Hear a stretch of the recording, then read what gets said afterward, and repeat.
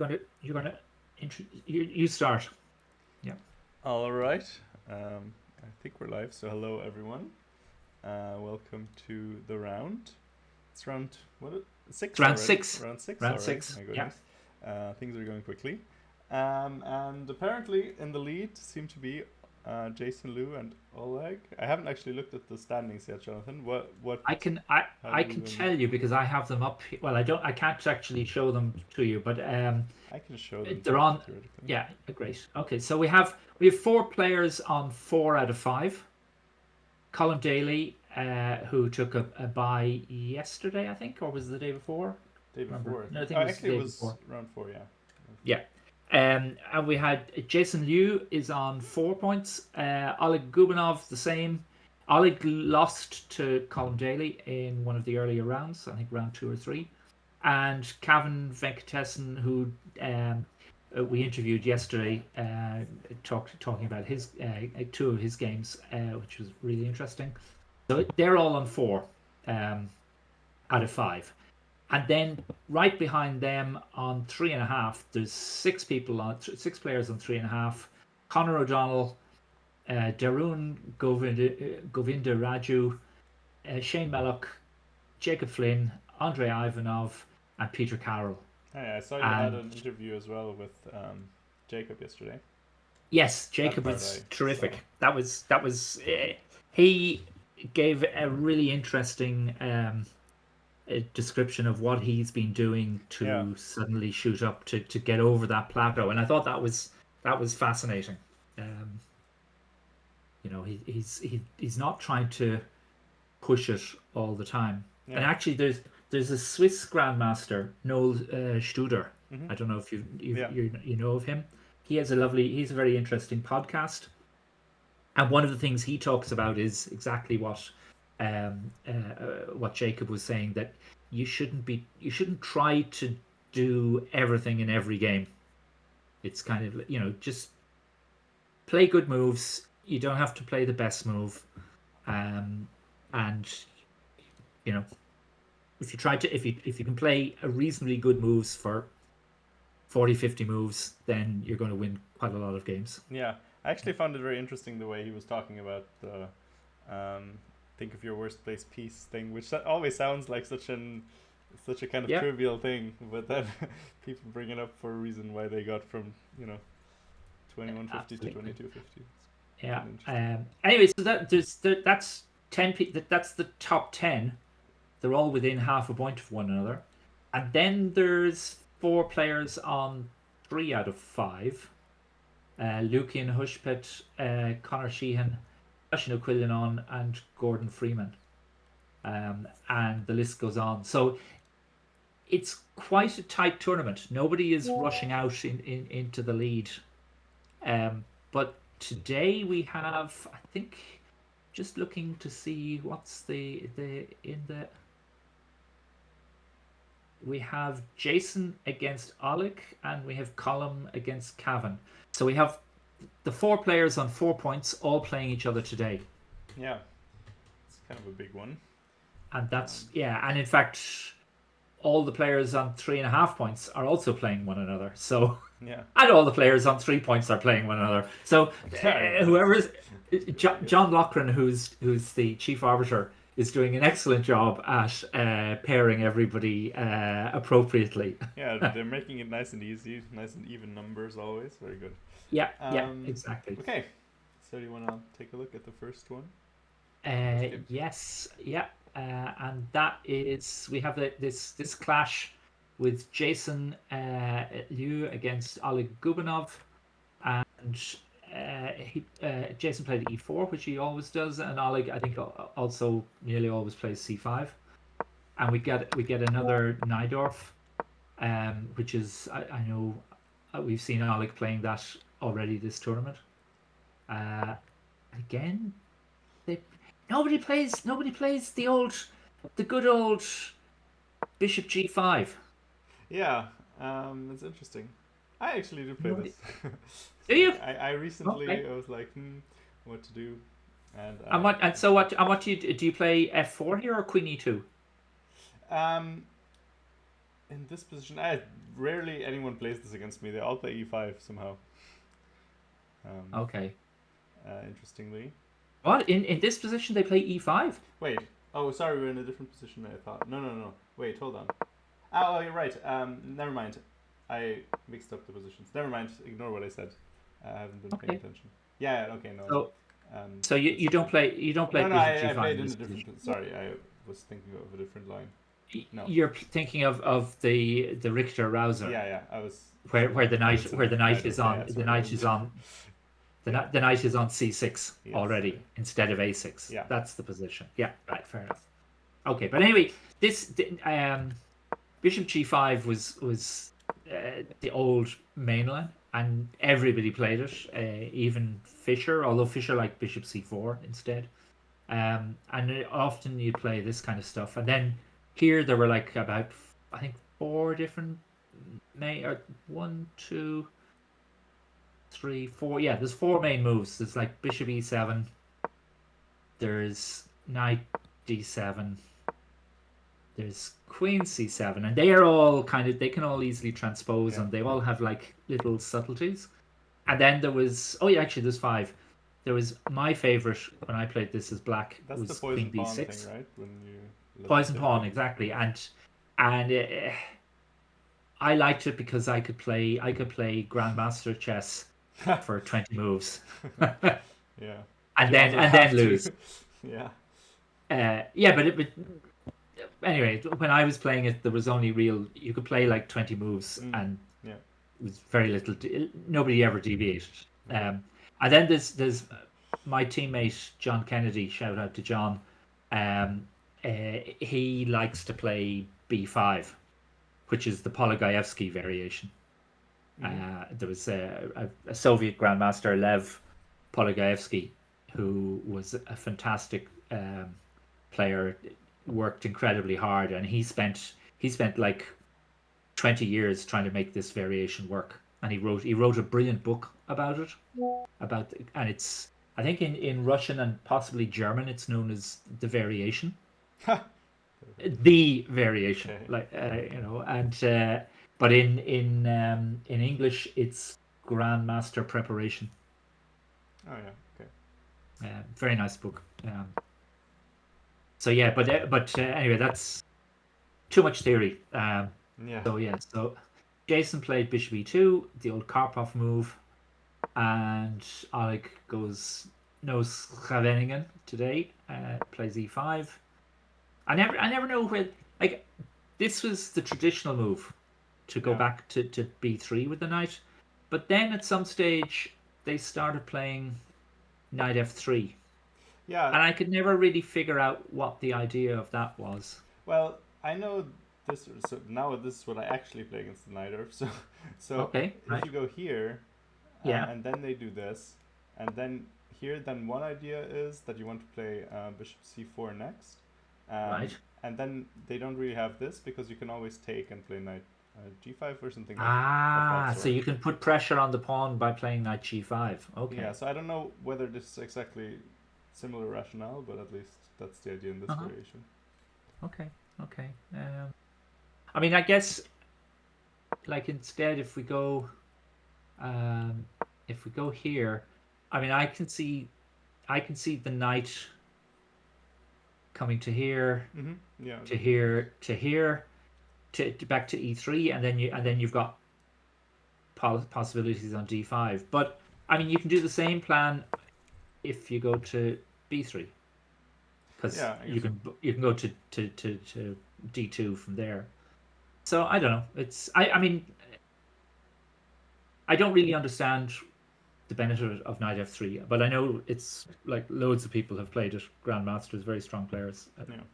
I think part of it is probably also that they just want to mix it up. Like it's been. Yeah, tried yeah, and indeed, trying something different. indeed. Okay, so anyway, Oleg played bishop e7, and so far everybody's in theory here. They're playing pretty quickly. Oleg is playing it slightly slower, but you know, as we saw, I don't know. Yeah, it was Diana and I. We saw a game yesterday. Who was it by? It was two young players, and they blitzed out. They literally blitzed out their moves, their first 12 moves, and they were taking. I think they were ended up both with 1 minute 35 on the clock, Yeah, and then one of them played a very bad move, which classic. wasn't quite losing, but it wasn't good, and lost the game very quickly. So it's better idea to, even if Yeah. you know the theory well, just don't blitz it out. Just, take It's a so few frustrating seconds. as well. Like you ruin a game that's like totally not necessary, and you feel You've so ruined a bad game. for an hour and a half just sitting Yeah, there. yeah. And now we've got this, and of course, what if you take the pawn? Are you a pawn grabber? Me? No, I'm more a pawn giver than a pawn grabber, to be honest. I Ah, like to right. give my Okay. pawns Okay. away. Yeah. Well, unfortunately, here it's a very bad move Yeah, because the we classic pop. one. Yeah. Oop. Whoops. We're going to take. Wait, sorry, you're frozen somehow. Wait. Oh no. Oh, Okay, now it's back. right. Maybe it Okay. was my internet. I'm not sure what happened.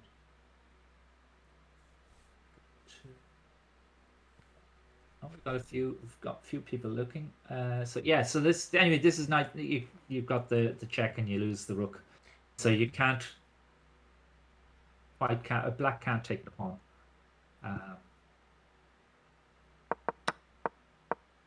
So yeah, after knight d5, I guess do you take with the bishop or the knight? Um. Because if you take with the knight, you've got the pawn will take back, and Yeah. you've got to move the bishop. And if you take with the bishop, well, you're giving up your white squared bishop. You have a bit of light square weaknesses. But you don't waste tempi. You carry on. So I wonder actually. Let's see what the people say.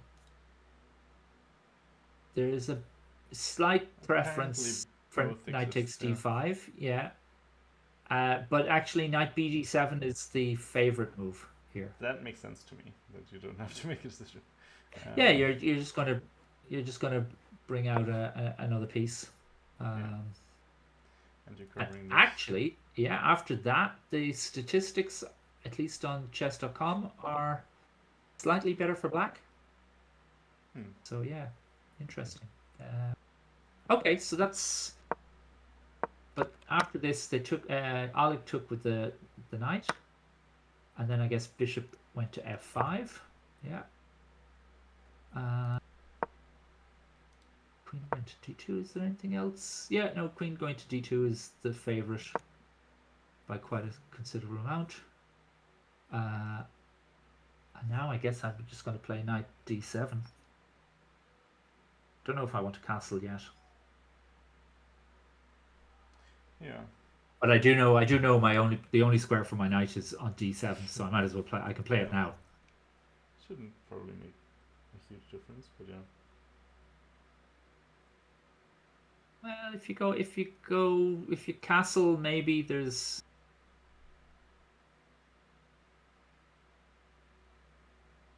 G4 followed by H4. Yeah. If you got, Violence. I don't know if I wonder if this is. No, nobody's playing G4 here. I mean, it's not crazy, I guess.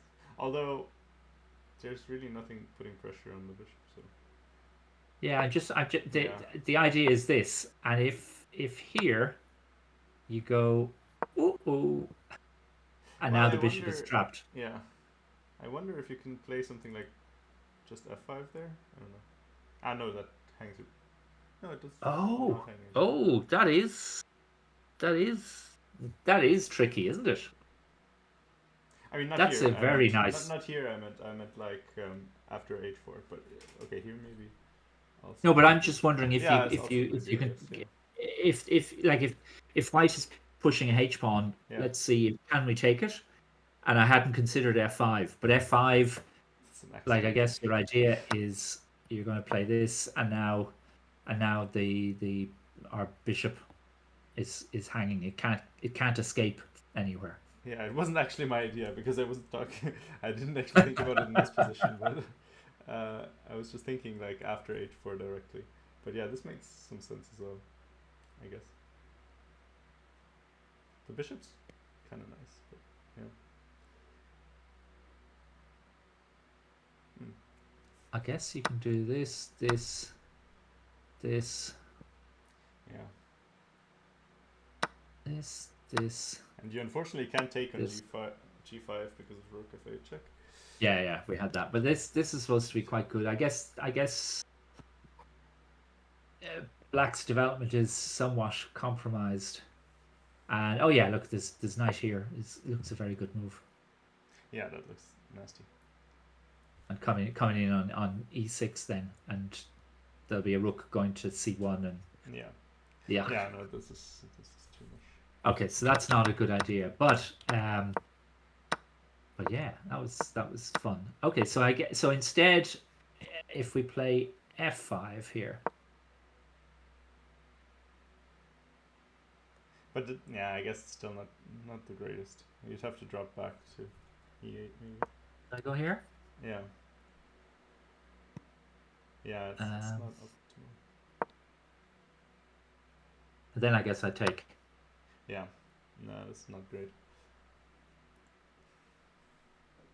No, because if you don't take immediately, like if you take immediately, then there's bishop d3 attacking the rook, Yeah. gaining a tempo. And if you don't take, if you play a move like bishop here, trying to take with a bishop, then I think that'll be very bad after h6. If we could have taken there with the bishop right away, then that would have been okay. But h4 is a bit much. Okay, so anyway, that's interesting. I don't know if it's if it's any good. The move there would be because it likes it for black. Suppose you could you play?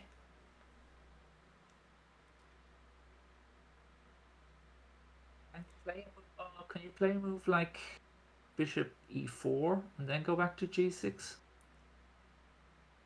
Oh yeah, that's what you can do. You can play this, right? Oh yeah, that's true. And if the pawn goes here to block, then you've got a check. Yeah, that's not good. And that's blocking this, and you can just go back to to g6. So that's not very very so nice. You can play f3. Yeah. And if you have to but if you can't play f3, then if you play rook g1, which is I guess the most sensible thing, again you can't play h4. Yeah. Or not immediately. I suppose you'll be able to play g5 and then h4. Yeah. Yeah, but still, I mean, this bishop looks very nice. Okay, that makes sense. Yeah, it doesn't feel as threatening as the other lines. Okay, so that was.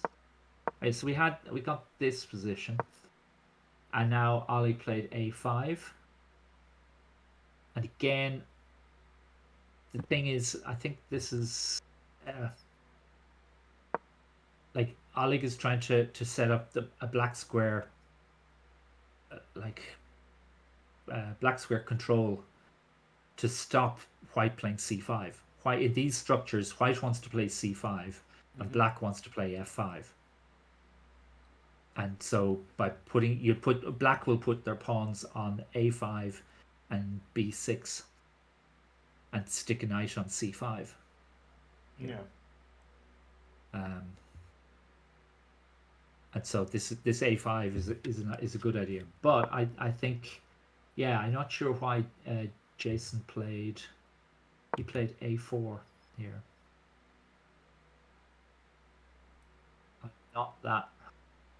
Well, at least you have this tag and the square for whatever piece might end up there.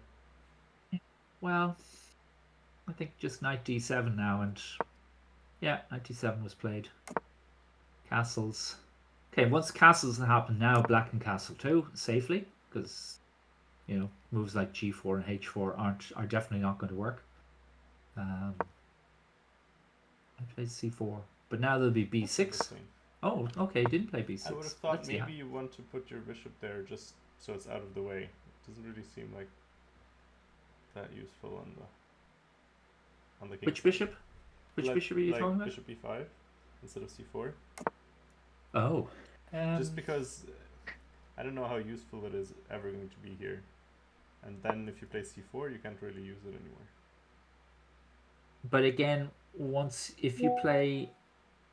if white plays bishop b5, you play, I guess. The thing is, if you ever move the knight now, then at least, you know, you're controlling some squares there. I'm just wondering if can you Mm. kind of play this to. No, it doesn't like this move. Oh, because yeah, you're dropping the a pawn. Are you? I mean, well, yeah, I you guess play you- this. Yeah. I mean, you can still defend it. I suppose you have But to it play looks this move. It looks nice, yeah. But I think I guess what I feel is this bishop on b5 is now out of the game, and the only thing it can do is it can exchange itself for the knight on d7. Well, the thing is, I would argue that it's almost even more out of the game on e2, because, like, what is it ever doing there? It's keeping black from, going mad. I Yeah. think. I think also it like in this position, here, I think once black plays their pawn to f5, white generally plays the pawn to f4, although you can also play it to f3. Mm-hmm. But if you play it to f4, then there are two things that can happen then. The e pawn can go forward. Black can play e there, or black can take on f4. And I And would if black argue in takes an both f, cases, it's then nice to have the bishop on b5 controlling.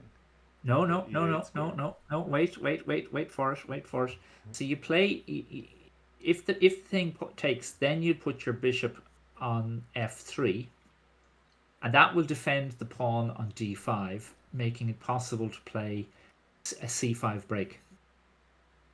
But actually, in this position, I think c5 is for white is going to be very difficult to enforce. So I'm not sure. Yeah, I don't know. I think Yeah, well, I think both we'll is see. probably decent. I was just wondering. I played Like, played it c4, seems restrictive. rook e8. That's a slightly strange move. So he's not going for the standard plan of like bishop g6 and f5. He must be going for e4 and then knight e5. So we stop all the messing. Oh. Yeah, I don't mind this at all for black. It looks kind of, I don't know. I Oh, find okay. it more difficult to find a plan with white. Maybe. Oh, I was just wondering, like, if he could have played, because like after this move, you Mhm. can't play bishop f6 because the d pawn hangs. Yeah. So, and I wonder if maybe he's just going. His plan is just to play here, but that looks to me. Oh, I know what we do. We play knight here. No, don't do that. Wait, What do we play? what's the trick here?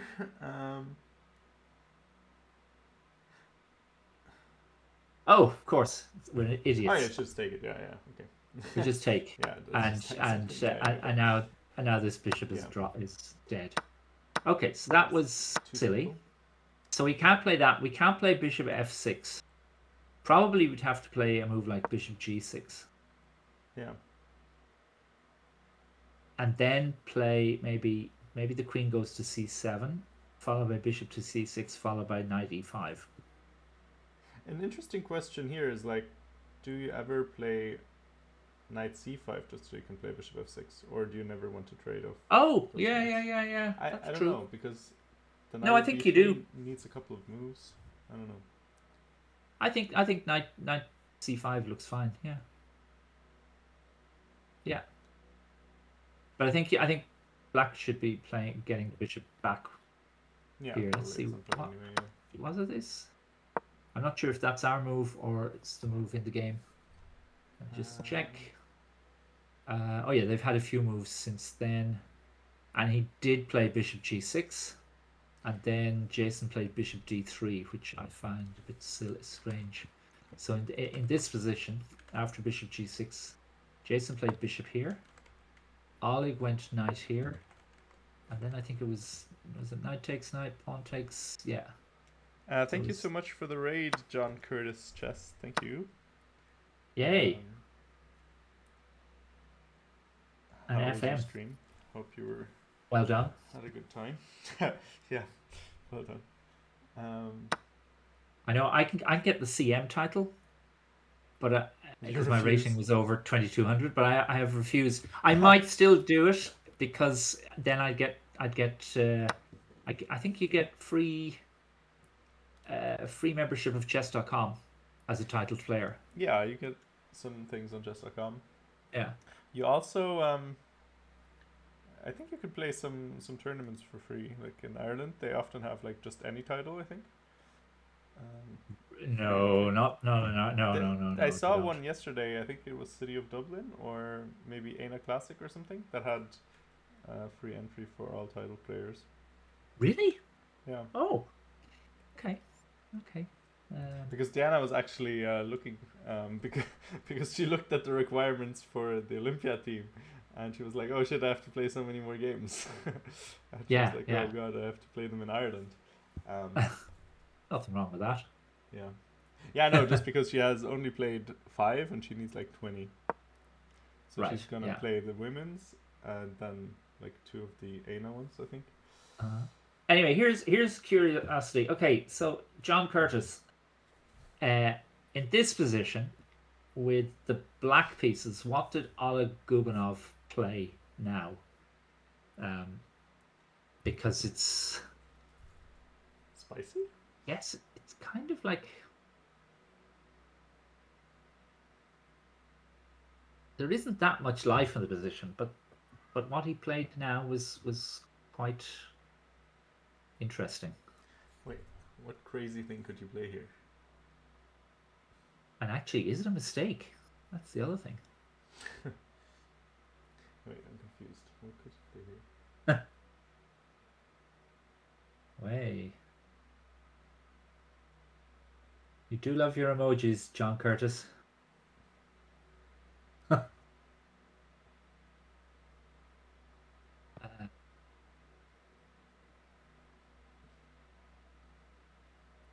Wait, I don't understand. What could you play here? That's crazy. I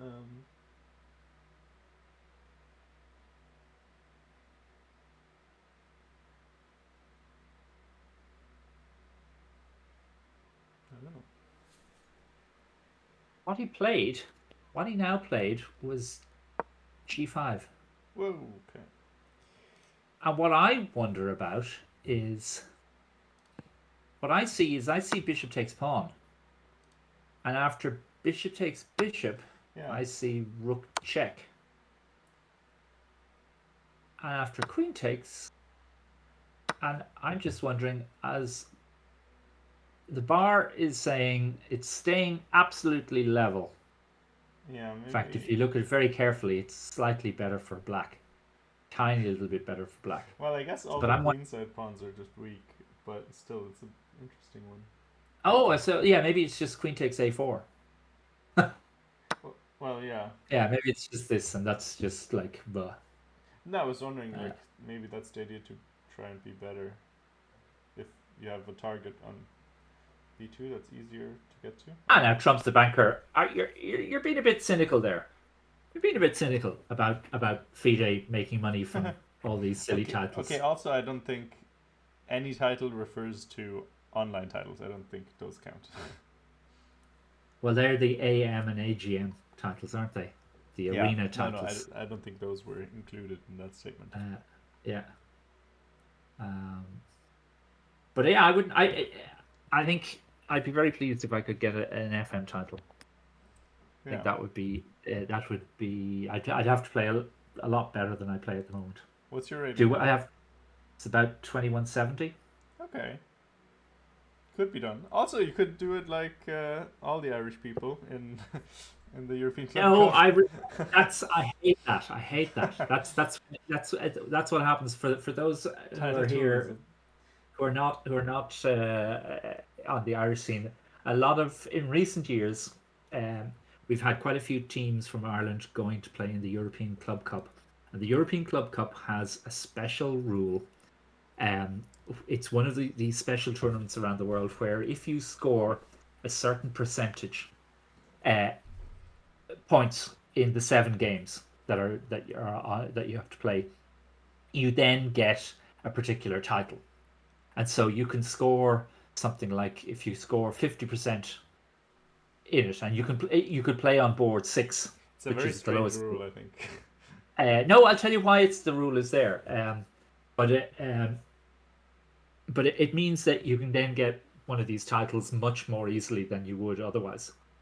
But why they did it, it started because, and that's still the case, that players from Africa and South America have to travel vast distances, and they generally aren't very rich, and so it costs them a ferocious amount of money to go to these events. And so it was felt that to give them a chance of a title, they play in one event, in one special event per continent. No, I And agree with that. I was just wondering, like, because, well, like, I would understand it if they had a score requirement, maybe, and like a rating, there like there's a there performance is a rating there is a requirement no or there something. there is a I think you get the FM title from one of these special events by scoring, I think, 50%, Yeah, which means you could do it against like 1,800 players or whatever. exactly. Especially if you're the strongest player on a weak team Yeah, and you play on board 6 instead yeah, of board 1, then you're well within in shout of it. and and and it's then you like, have to get your rating for an FM title. I think you have to get, instead of getting a rating of 2,300, I think you get a rating of 2,150. yeah, and And it's also kind of uh, self-reinforcing, right? Because like the more people who want to get the title, the more they come, the weaker players yeah, come, and yeah, then the yeah, more yeah, chances they have. So it's interesting. indeed. Yeah. Anyway, anyway, this is, I don't know, I don't know what's whether this has actually happened. We just have G5. Also, somebody else joined our chess.com room. I don't know. Do we know who that is? Uh, our chess.com. John Do they? P.D. Loughran. Oh, that's John Loughran. Yeah, Ah, okay. yeah, yeah. So we JP, get. JP. Dead. I'm. There was a Pope, John Paul II, Yeah.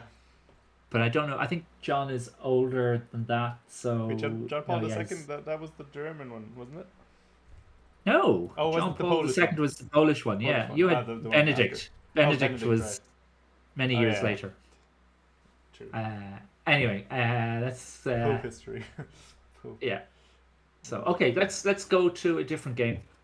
We've spent long enough on this. There is this game here between Harry Brain and Rory Quinn, and the reason I wanted to look at it was that it's in an opening that interests me, and I was having a look at it recently, much to Trump's bankers' disgust. Yeah.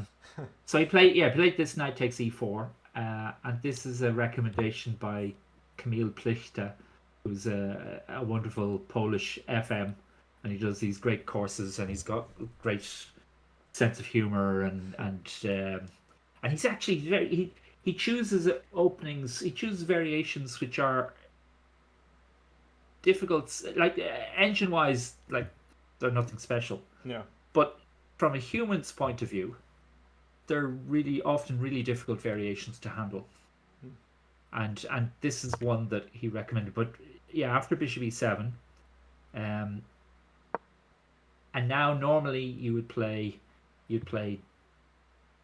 No, you played, was it b5 here? Yeah, I know. Wait, so you were looking at this from which Oh, no, side? so you played d5. Is it d5? No, what is it? No, it's actually, sorry, no, it is. In this position, you play. The normal thing is you play b5, bishop here, um, pawn here, bishop here, and the game goes on. And this is like the old open Spanish mainline, and now there's about 4 or 5 different things that white can do in this position.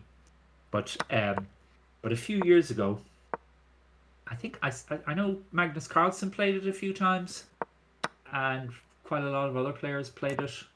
And it's after d4 they play bishop e7, and it looks as if you're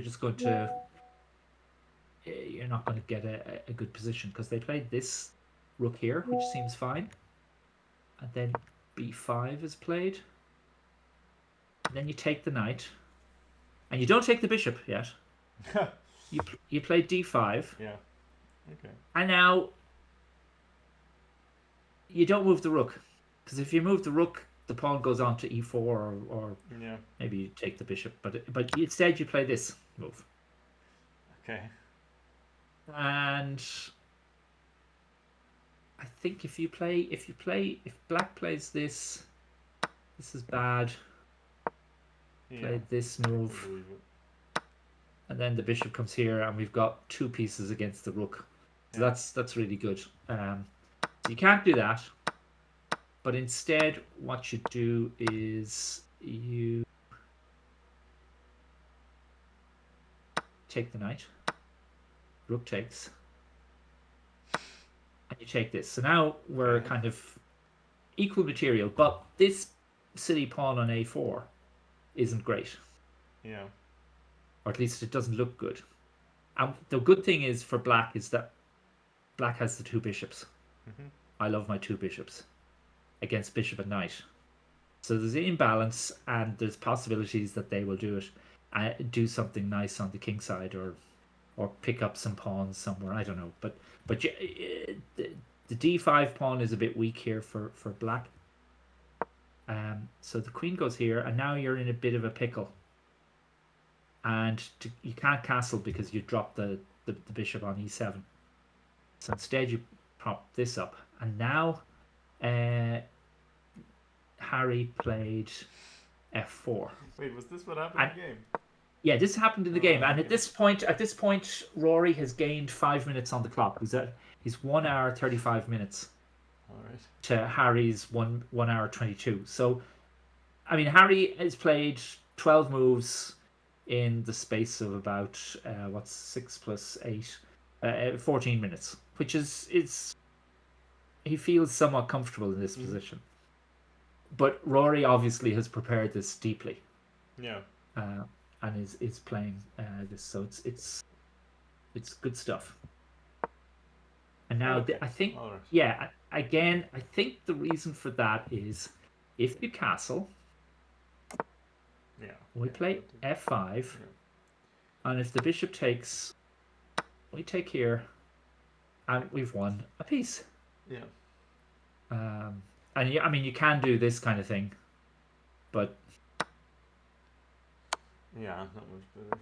Although it's computer seems to think there was something much better. Oh really? Or maybe you don't take. Maybe you just bring the knight out, or maybe you bring the knight out to d2 to f3. Yeah, that looks good. That looks good. Yeah, that looks good, doesn't it? Yeah. F3, yeah. That looks very nice. Instead of grabbing another pawn, you don't need to grab another pawn. You're already up material. Yeah. Yeah.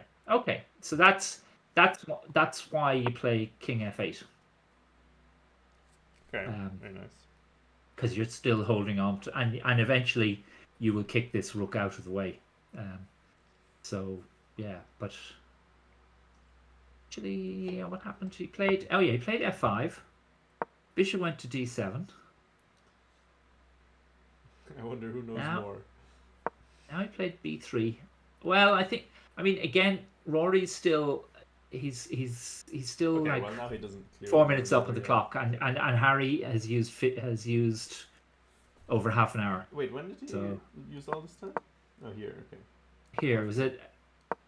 So before. Okay, so it's okay. move 14. He thought for like over Yeah. 20 minutes. Interesting. Yeah. Yeah, B3. I saw this as one of the moves that had been played before, which makes okay. some sense. Like, you'd like for them to take maybe, and then take with the. Oh, you'd love for them to take, but you're not. So yeah, you won't. Black isn't going to take. Yeah. And said bishop went here. But now bishop can come to A3 maybe. Yeah, that was what was played. The king went here. And if we look, maybe if we look at this, there have been 2 games played here by 2500 level grandmasters with the white pieces, and like Leonardo Costa. Is he a German IM or GM, a young fella? He's a GM now, yeah. He's a GM now, yeah. But he's only what, 15, 16, is he? I don't know. Okay. I'm not sure. We can find out. Right. Yeah. Anyway, there's him, who actually won his game against 17, Martin Kramer. Yeah, he beat his opponent Martin Kramer this year, in this variation, from this exact position. And there's also Eric Gasparian, I think, who might be an Armenian player. But anyway, and that was a draw. It was like, so this position is quite good for black, it would seem, or at least it's difficult to play for white. Yeah. So this is interesting because I would really like to give the rook and take with the pawn, but then I have to be careful that my f pawn doesn't fall. So I don't know. How do we do that? Maybe we don't. What do we play here?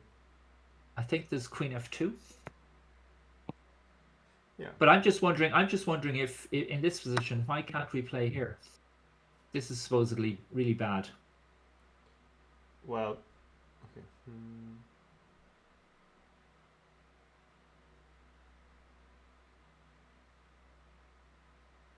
Maybe.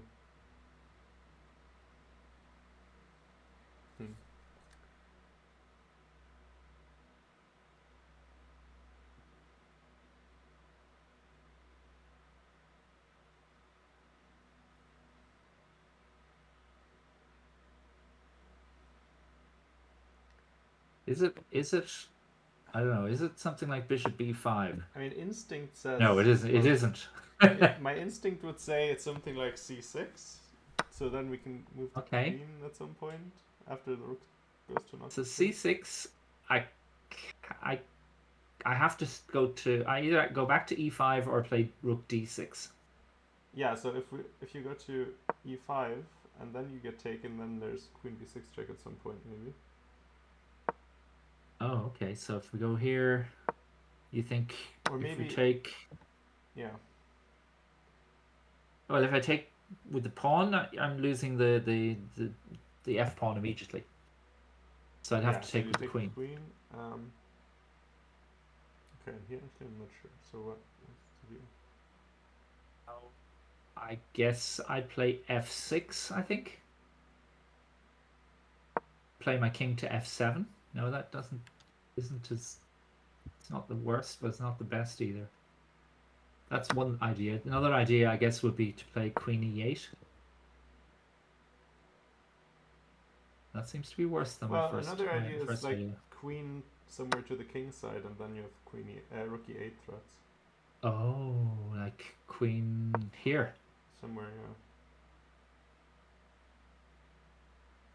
yeah. Uh-huh.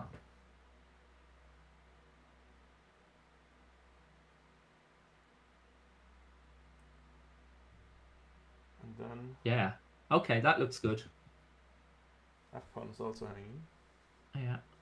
And you are actually, I didn't really keep track, but you are up material as black, so. Okay. Yeah. Technically. Okay, so we don't want to take. So we don't want to take this pawn. And I think the move that was played in the game. Yeah, it's gone on a bit further. Oh no, sorry, wrong game. This was Rory Quinn. Yeah, this game. We had Bishop A3, King G8. It's gone quite a bit. Oh, Bishop E7 now. Yeah. Oh yeah, I saw this. This was also played in one of the games, right? I think. Could well possibly have been. Yeah. Rook E7, and then what happens after Rook E7? Is it? Then he played Bishop F5. Bishop E6. He played. Oh, he's trying to snap. He's snaffling that rook. Okay, and then Rook E6 takes, and Queen takes. King F8. Knight C3. Knight C3. Queen F6. Yeah, Queen F6. Queen takes. G takes F6. Knight takes D5. King F7. Rook D1. Rook AB8. And the big question. Or D8. AB8. Yeah. That's where we've got to, and Harry has 37 minutes and Rory has 57 minutes. Interesting one. So it's kind of petered out a bit. Yeah. Yeah, I wonder which side is easier to play here. I feel like it's going to be hard to really win with black. I don't know, the knight's probably going to have a really good square on like E6. Yeah, on E6, for instance. Yeah.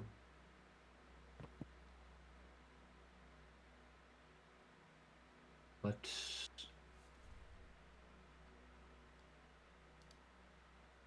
yeah, just wondering what happens next.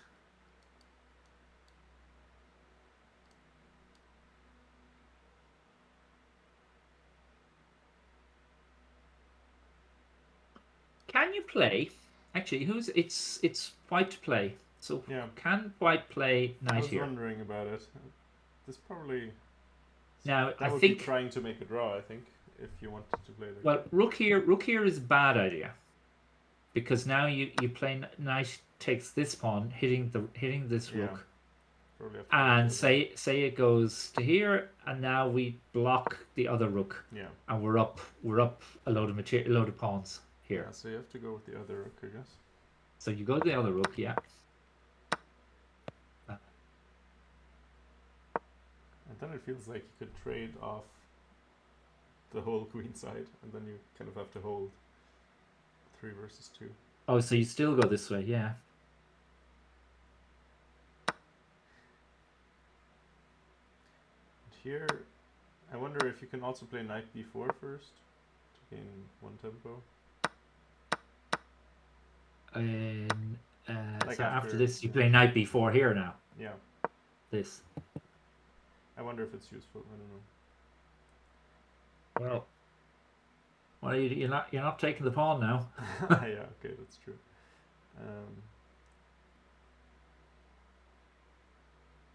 Okay, but maybe you don't need to. I mean, if you trade those pawns, it's fine anyway. Yeah. Maybe you can play rook e1 or something. But I'd be slightly uncomfortable with this rook here. It's marauding, you know. Yeah. My friend Shannon used to say he'd call it the grunting pigs. Grunting. And maybe that's a Nimzovich thing. Yeah, I think so. I have the My System book in German. Oh, do you? Gifted, but okay. I couldn't bear reading fully through it, so I don't know. I was told that the German is much because Nimzovich came from a German-speaking family in Latvia, in Riga. Yeah. And or German and Yiddish, I think that's what they spoke. At home, and so his German was basically fluent, and it was much better than the English translation was a bit stilted. Oh, did he write it himself in English? No, he didn't write. He Oh, didn't okay. write it himself, but it was translated Okay. many years ago, in probably in the 1930s, Mm. by somebody, or maybe late, much later. But I was told that the German um, was quite good, but I heard, who did I hear? One of these, is it Alex Fishbein or one of these American GMs who's got connections with Russia, um, who's like a Russian speaking family, and they were saying that the the Russian version is really good. Hmm. But yeah, so again, it would mean, yeah, I guess he would have spoken Russian as well. Yeah, I actually I studied a bit of Russian last year, um, Ah, and I learned that the word Nimzo, or like the name Nimzovich, it comes from like Nemtsov, which is like German. Like the family name means like German, basically. okay. The Germans I use the know name. Nepomniachtchi means um, anonymous, Oh, that's funny. and it used to be used by when somebody would be taken by the police, and they'd be at the police would say, "What's your name?" And they'd say Nepomniachtchi, or something That's like funny. that. And yeah, and then that it was used so often that it eventually became a surname, and that's how Nepo got his or well, one of Nepo's things. Anyway, let's see. It says, I've no idea who Alexei. This is Trump's banker. I've no idea Yeah. who Alexei is, but he plays the opening like he only learned how to play chess last week. His formula: don't castle, don't develop, move your knight 6 times, weaken your king side, and cripple your queen side. Yeah, recipe You're for not a success. fan, Trump's the banker. You're not a fan, are you? Okay, let's have a look at that game. We'll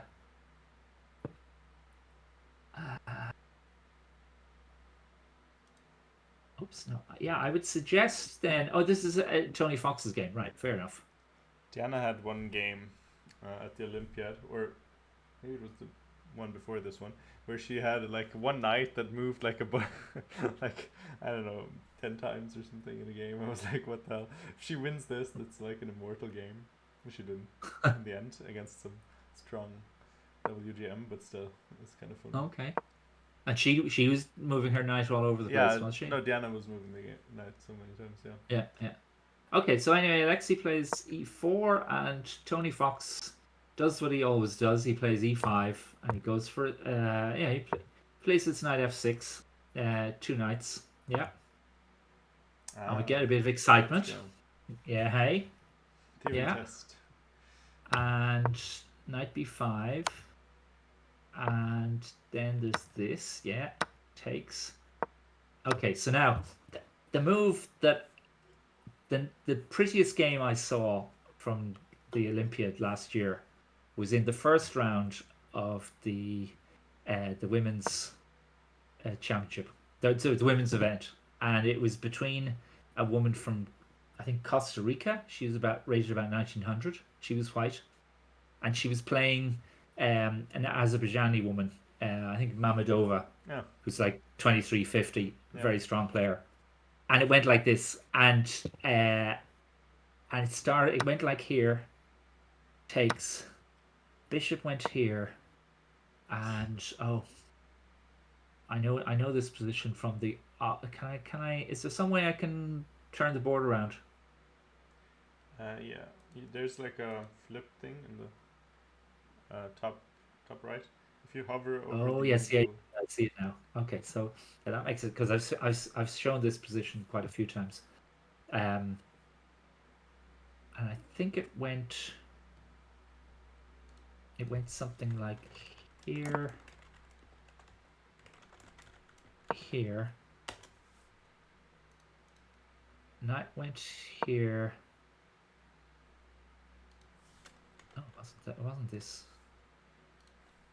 Hmm. Wait, after the game if necessary. It was Wait, round 1. what move are we on? This is, I don't know. Let me see. So after queen takes a8, there was bishop e7, yeah. Then was it castles, castles? Was it queen? Oh, it was queen h6, d7. h6, Oh, it was h6 first. Yeah. Okay, so then h6. knight e4. Knight e4, and then it was queen d7, wasn't Yeah, it? yeah.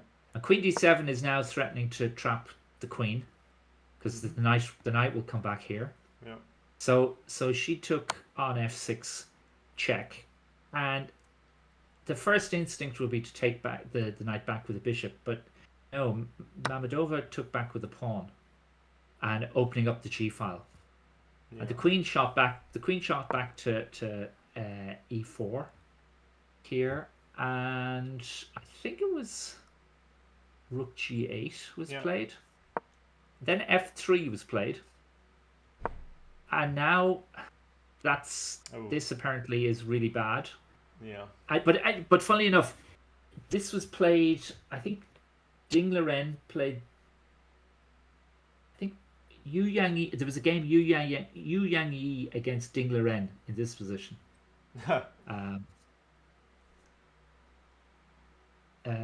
Oh no, okay, it's some other. Anyway, I don't know, but in this position, bishop c5 check, and now you have to play d5.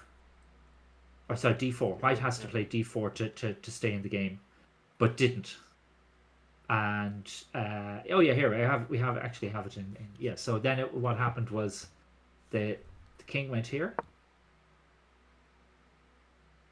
and now black started playing just absolute brilliant chess. And at this stage, the game had been played. It was, I think, certainly the white player in this game. She had played her moves pretty quickly up till now, and Mamedova was taking a bit more time, but not a huge amount of extra time. But had taken some time, but uncorked this brilliant move. Yeah. And if the king takes the rook, then you have a lovely mate in 2. Go down here, and then we take this, and it's checkmate. And instead, what she played was, I think, was it queen h4? Yeah. Yeah. And now again, Mamedova comes up with this fantastic move, just rook here, g4. And it's nice. What a fantastic move! Yeah, and you can't take because you go onto the long diagonal. I mean, if something like this happened, you've got mate with the bishops. Yeah. The Horwitz bishops, I think they're called. I tell you, they're things you don't want to see in your worst nightmare, unless you have them. So yeah, so that a game went on, and black won a beautiful game with all these. There's so many beautiful tricks in that, so I can recommend that's nice. people to go and look that game up. So yeah, so what do we have? But yeah, that's if you take that. If you go queen f3. I funnily enough, yeah, there's a kid in Benilda's club here in Dublin, and he told me that queen f3 was his favorite move. And then I started showing him this game, and I'm not sure if it's still his favorite move. Yeah. Okay, so we had bishop e2, which is the old classical. Nowadays they're often playing bishop d3, which is a bit. It looks very artificial, but I know Tony's played against that. I think there was a game a few years ago in the Irish Championship between Seamus Duffy and himself.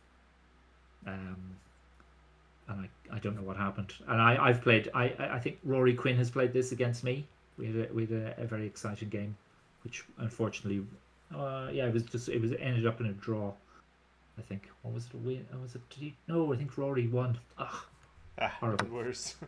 Even worse, exactly. But anyway, bishop e2, h3. The knight went back here. Fischer used to play back to h3. Which anyway went back to here, and now Yeah, you go to e5. Yeah.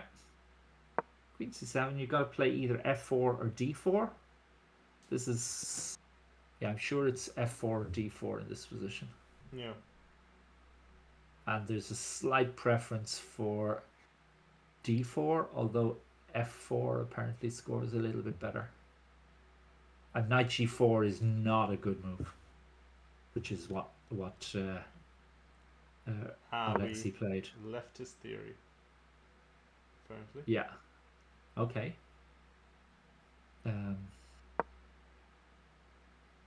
Okay, so we've left. Okay, Anthony also started thinking here. So yeah.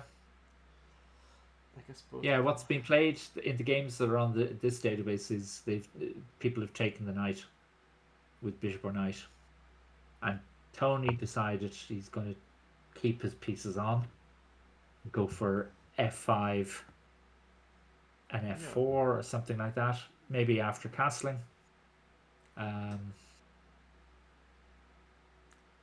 Surprised that white is considered better here. I would have. It's he played g3. Okay, I don't like that either. But he's trying to stop the knight going to f4. But I think, yeah. Are we going to just play bishop e7 or bishop c? No, yeah, bishop e7 and castles and f5 and carry on. I'm wondering if you can play like h5 and bishop h3 or something, or h5 h4 even. Yeah, that's actually that's an interesting idea. Yeah, I think the machine likes that idea. We have to go here. Then I guess we go here. Yeah, it looks a bit uncomfortable. Definitely.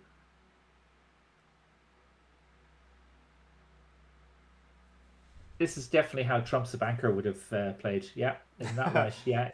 Yeah. Definitely H5 man, through and through. Wouldn't need any encouragement to play like this. Okay, so what did we play? Yeah, bishop d6, knight e3, castles. Okay. Yeah, but like Trump's a banker, these are the kind of positions you get in this variation with white, and black is down a pawn, and you're saying, yeah, okay, I'll snatch a pawn, and I'll suffer a bit, but I'll be a pawn up. And unless you play really aggressively and dynamically, you're just going to be down a pawn. So. Yeah, it looks horrible. It does. I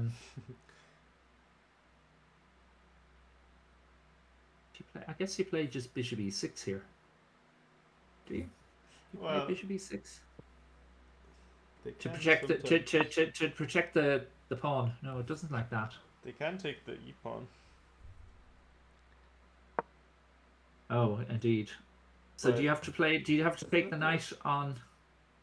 Yeah, I wouldn't like to, but I don't know. It doesn't really seem right because. But maybe you have to. But which knight? Do you take this one? Yeah. But then I don't know. Suddenly. I'd go here. Yeah. Yeah. Suddenly your knight on a5 looks not that great. And I don't know. Maybe. You still really well how that knight comes back into the game, you play a move like c5 and then you bring your knight here to here. Yeah, that's how it's supposed to come back into the game. But I'm just thinking like if I guess you can't ever play bishop g4. Never mind.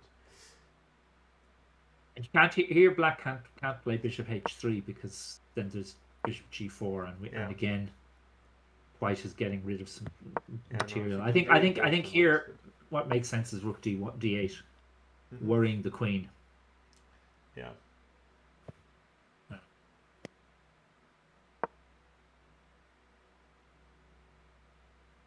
which is not a position that Trump's a banker would like either. Yeah, I mean, you do look a little bit. Yeah. So what happened? We had knight c3. Oh, he took that way. B takes c3. Okay. I mean, maybe yeah. he was worried about rook d8. Yeah. Yeah. Okay. Bishop went here. Okay. What else is there? There's.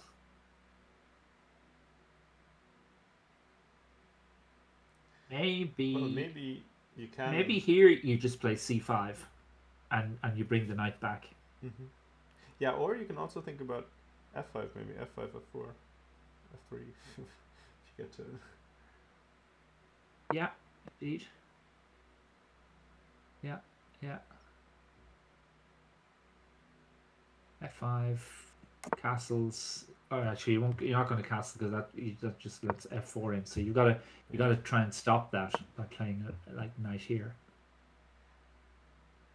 But now once you've gone there, now you can bring the knight back in, and you can be heading. Oh, it doesn't like that. Well, maybe like you can just go for f4 anyway, as long as you haven't moved the d pawn. I don't know. Yeah. Because like you can't really take twice when you're on f2, and that's not gonna be nice. True. So, and if you don't take, you're going to be forked. So you have to take with the pawn. Yeah. Bishop takes.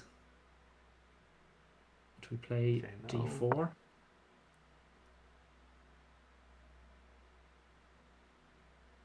Okay, maybe now's the time for your c5 move. No, I have to watch out. My bishop is under attack from c1 as well. I guess you could just go snaffle. True enough, yeah. Which is a funny way to win back your pawn. Yeah, that's true. Okay, is that the game as it stands at the moment? It was knight g2 happened. f5 was played. Oh no, it was. Right, so bishop e6 d4. Okay, let's go. It was bishop e6 d4 now. Yeah. Rook a d8, I think it was. Yeah. Castles. f5. Knight g2. g5. Okay. f4. g4. g4 is surprising. Yeah, I that's locks it all up. Closing up. Yeah. I mean, you could actually just play to keep everything tidy. You could just play. All right, well, I'm not the wrong board. You could just play here bishop e7 to hold on, or could you also? Well, you could maybe play knight c4 already. Or no, your g pawn is dropping. Yeah, but maybe we're not worried. I don't know. So no, I'm just wondering. You could also play queen g2, g7. Okay, I like that better. Yeah. That might be.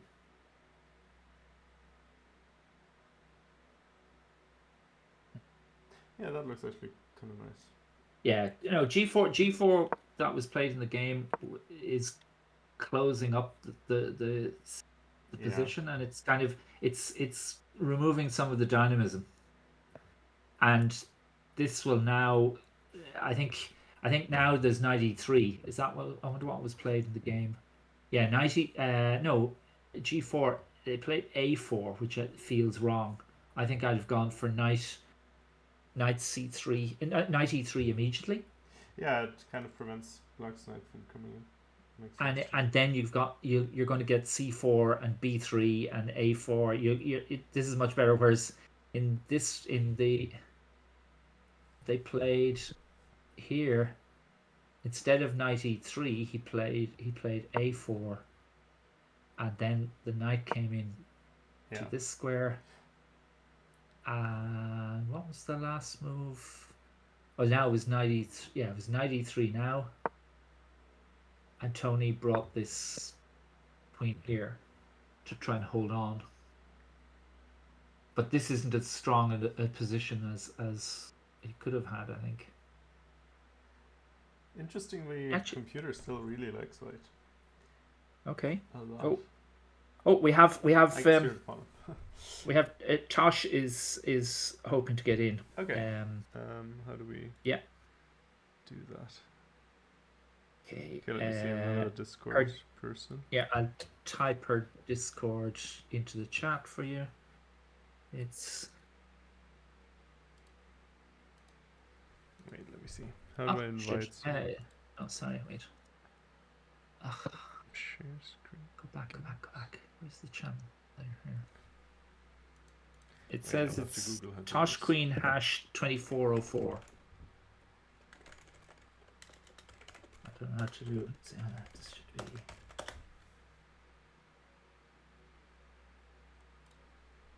Add friends. That's her name. We should be able to invite her in somehow. Yeah. Wait, let me see.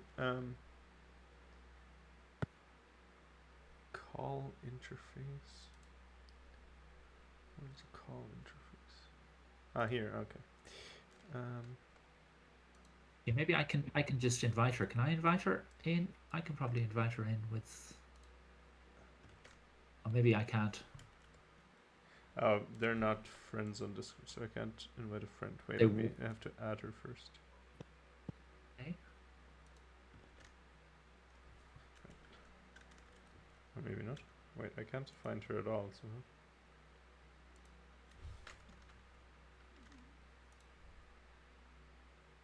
What? Oh, okay, I am already. It is already friends with this user? Oh, okay, I think I know what happened. I think it's time to call tech support. I think we could try and do this like without you watching the coffin. Nah, but that would be too professional. Too professional. Yeah. Okay. There goes the invite. Okay, now we have to figure out how to do this thingy. Hello. Actually, where are you? Hello. How are you guys? Are you on camera, Tosh? I'm not. No, I'm gonna switch it now. Just give me one second. Okay, great. Is there the way to? Yeah. How did you do your background? I can do it here. 1 second. That's okay. Well, everyone's already seen your incredibly neat office. Well, it's not my. It's Tosh not my now office. Jonathan. In my defense, it's a very great office. I cannot say the wrong thing about it. Okay, I pressed it. That should be fine. Okay, so that's why it's not my. I'm not in my usual setup here. Okay. This now, work. Oh. Right, I think Patrick, if you just swap out one of the boards or swap out the pairing results and pop Tosh's smiling face in there. Am I supposed to be sad? No, absolutely not. No. Yes, that was a call out, in fact. How is the commentary going so far, guys? It's quiet enough today. We do have Trump's a banker, who has played in the Irish Championships a number of times in the past, and we've played, but I'm not going to dox him. And we have the Coffin, who I know is one of the darlings. Oh yes, Diana's darlings. And we have. I heard you read my Discord name publicly. Apologies. Now I'll get some friend requests from the chat. Anyway, we're okay. We're almost there. So we thought you'd need some friends as well, Tosh. So everybody, for those of you who don't know Tosh has played. You played 1 Olympiad or 2 Olympiads? 1 of the Olympiads. In Budapest last year. Budapest, yeah. Oh, was it last year? Yes. And how did you like that? I liked it a lot. It was I didn't expect the pressure. I thought it's gonna be more. I mean, there was a little bit of pressure because you represent the whole country, and you just there are a lot of people, and you don't want to disappoint your team as well. So I felt a little bit more stressed than I expected, but it was great. It was. I always wanted to take part in it, so it was a great honor. Right, and Trump's banker says you're one of his teammates. So your teammates. Oh, so you have to now try and guess. Yeah, you have to. Yeah, I mean, Trump's banker, you've doxed yourself. Are you from Knights of Aina? I presume he is. I think he has played. Yeah, he has played there. Okay. Hold on. We're about to. You guys can talk about the games, by the way. I'm just doing my little thing here. Yes, we want the Armstrong. There is we're trying to expose who's Trump's the banker.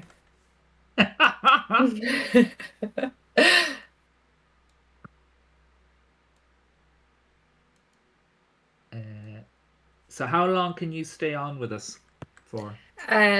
Well, I have a meeting at 7 p.m. but I have to prepare to it as well. So 15 minutes? Are we talking 15 Well, no, minutes? I can say 20, 25. Okay. 20. 20 minutes. No, because I have John Loughran who has some young girls who want to come on and be interviewed. Oh, great. So yeah. In fact, maybe we should get. No, we don't want to get. No, we'll have to change everything. Yeah. Jerry McElligott is here as well, and of course Jerry and Trump's the banker have played lots of times. So what's happening you are, apart from being an Irish women's Olympian, you are also the current women's officer for the Irish Chess Union. So what's happening in women's chess in Ireland? Well, at the moment, to be honest, there's not as much happening, which is kind of sad to say. I mean, we're trying to improve, but compared to other countries, obviously, we're not where we want to be. And so at the moment, I feel like I'm still quite new to it, and I'm still kind of observing what's happening in Irish Chess Union, because I'm also originally from Poland, so it takes me a while to kind of get used to see what events are for women as well. And my goal for this year is now to organize the women's championship and expand it a little bit more and turn it into women's festival, so be more inclusive for other people, for younger players as well. But at the moment, there's not as much happening. I feel like it's more kind of individual at the moment. Everyone just worries about their own results, except obviously we have the Olympiad, and that's different, and there's a bit of a team spirit, and we're trying to all prepare and have trainings before. But other than that, I feel like everyone's kind of doing their own thing, which ideally we would want to create a bit of more community in women's chess. Not just for the people that are in it, but also for people that would like to join and feel more included. Okay, and I know I introduced a motion last year to the AGM that the winner of the women's championship should automatically get a place on the Olympiad. And I know Alice and her mum Pippa proposed an alternative for that, or an amendment, but I wasn't there. So do you know what the current situation was? Was any kind of motion like that passed at the AGM? Yes, I think it was passed. If I'm not wrong, but we agreed that the person that will win the women's championship will get the title. Will get the spot on the Olympiad. We did discuss the option that Alice and her family proposed, that if you the person that had the best score in the Irish Championship could have a spot, but that wouldn't make sense because there is a rating round. So you cannot enter the Irish Championship if you are below 1900. If I'm correct, I think it's below 1800 at least. Or maybe 1800. So there are a lot of young players that are below the rating, and they would like to maybe have a chance to compete for that. So it wouldn't really make sense if they don't even have the chance to fight for it because they won't be accepted in the championship. But what that actually made me think that maybe we should work on the women's championship a little bit more. And I feel like 5 rounds wasn't sufficient enough to decide who's the best person to get the spot on the Olympiad. That's why I'm trying to make it 7 rounds. And I feel like it's going to be more fair and square. And that's what that change came from as well. Okay. Can I just ask, isn't there also a rating requirement in the women's now? Like in the women's championship? Yes, but it's quite open. It's more of suggested ground. If there is a player that would like to play that's lower rated, it will be accepted. But it's ideally, it's also not it's not to forbid them from playing the kind of master section that I'm trying to create, but it's to give them the option if they feel like that group is too strong for them and they want to play in something more suitable for them, they have the option to play in the weaker group if they're like 50-100, let's say. But if they feel brave enough to compete with all the stronger girls, then we encourage that as well. Okay. Jerry McGillick says 1900 is either ICU or FIDE. Yes. But there does seem to be quite a few players in this year's championship who are like between 1800 and 1900. Yes, but also another thing, the reason why we want to have the women, the prize of having the spot on the Olympiad on the women's championship is because we are trying to get more women to play and get more women in the women's championship, which is just makes more sense on a long term because that's the whole goal. Because what I'm trying to do this year, it's not focused even on the group of strongers we already have, because we are already in chess. We are interested in chess. We're playing. We're competing. So there's we don't have to do much to encourage us, right? We have to get younger girls, and girls are a bit too scared to enter the chess community. So I'm trying to open the gates for them a little bit more, and that's why I'm creating that group under 1600. Because there's so many girls that are kind of starting playing chess, but the numbers on the women's championships are relatively low because every year it's around like 15 girls, and we could definitely do more than that because we definitely have more players than this number. So I'm just thinking, what's the problem there? How can we? Yeah, I notice on actually one thing, you should go and talk to John McMorrow, because before John took over running the Irish Championships, we also had very few players in the Irish Championship itself. And like, I organized one 10 years ago, 12 years ago, and we had 13 players in it. In the main? Yeah, in the main one. Oh my god, I didn't know that. And it was in Dublin. And and I think one of the things that John started doing was he started giving free entry to the top players, and he got them to put their names down early, and that meant that people thought, oh, I want to play in this championship because I want to have a chance to play that person and beat them. Okay. And that brought in a lot more players. That's quite interesting. So I think, and I'm just looking at the event up in the calendar on the Irish Chess Union website, and I don't see an entry fee. So yes, I'm just trying to close there was a few details that I was still discussing with a few people, so that's gonna be if you need any help on that, thank you. Just come to me and I can help you set it up. I might. Actually, Sarah is quite helpful as well. She gives me a hand with this. So that's has to be sorted soon. But yes, the Irish Women's Championship are going to be in October, bank holiday this time. So we pushed it a little bit as well. But that date is also more suitable if we would continue to do it every year. It makes more sense.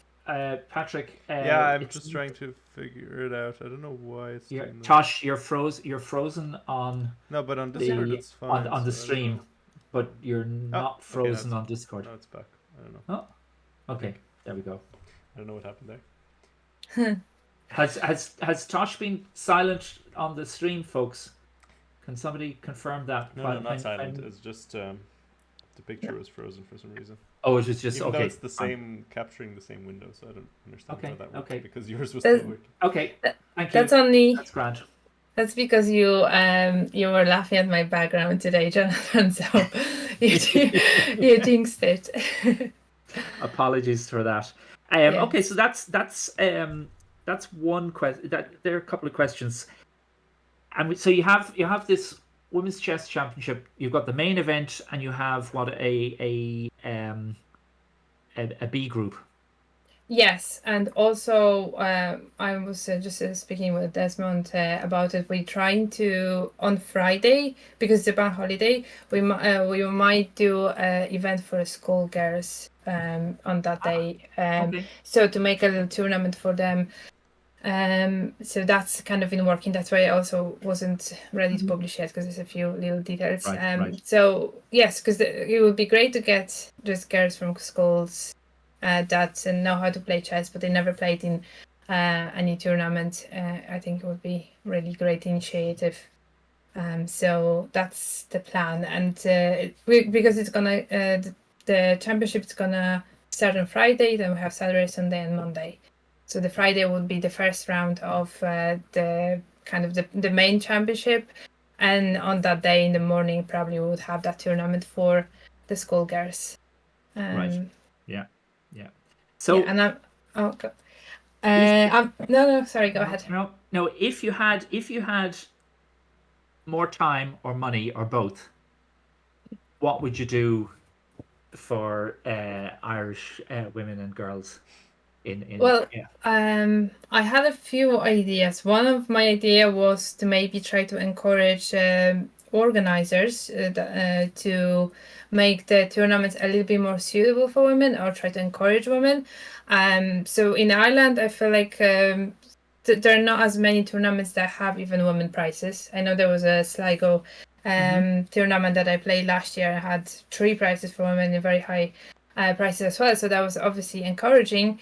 And I feel like other tournaments should start to do that as well. So I had this idea to create that competition, a competition for each organizer, for them to try to improve the tournament to make it as women friendly as they can.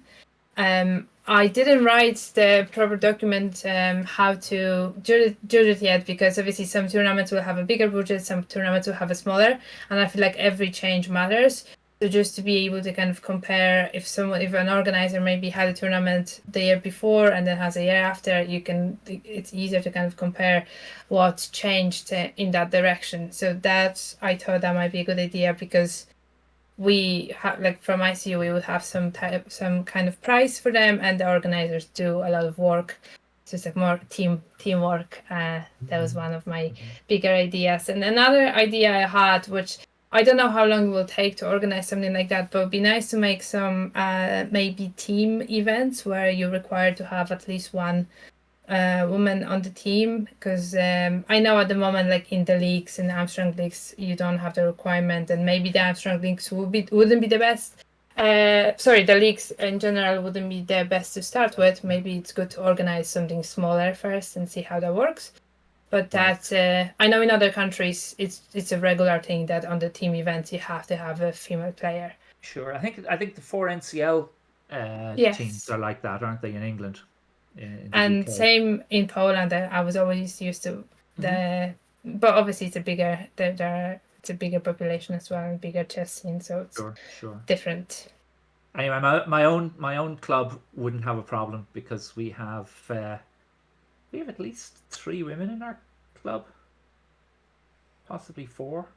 Oh yes, we were discussing that when I was offering my idea to maybe put some advertisement on Irish Chess Union website to see which club has the biggest amount of women, because I thought it might be nice for a newcomer to see what club is more women friendly.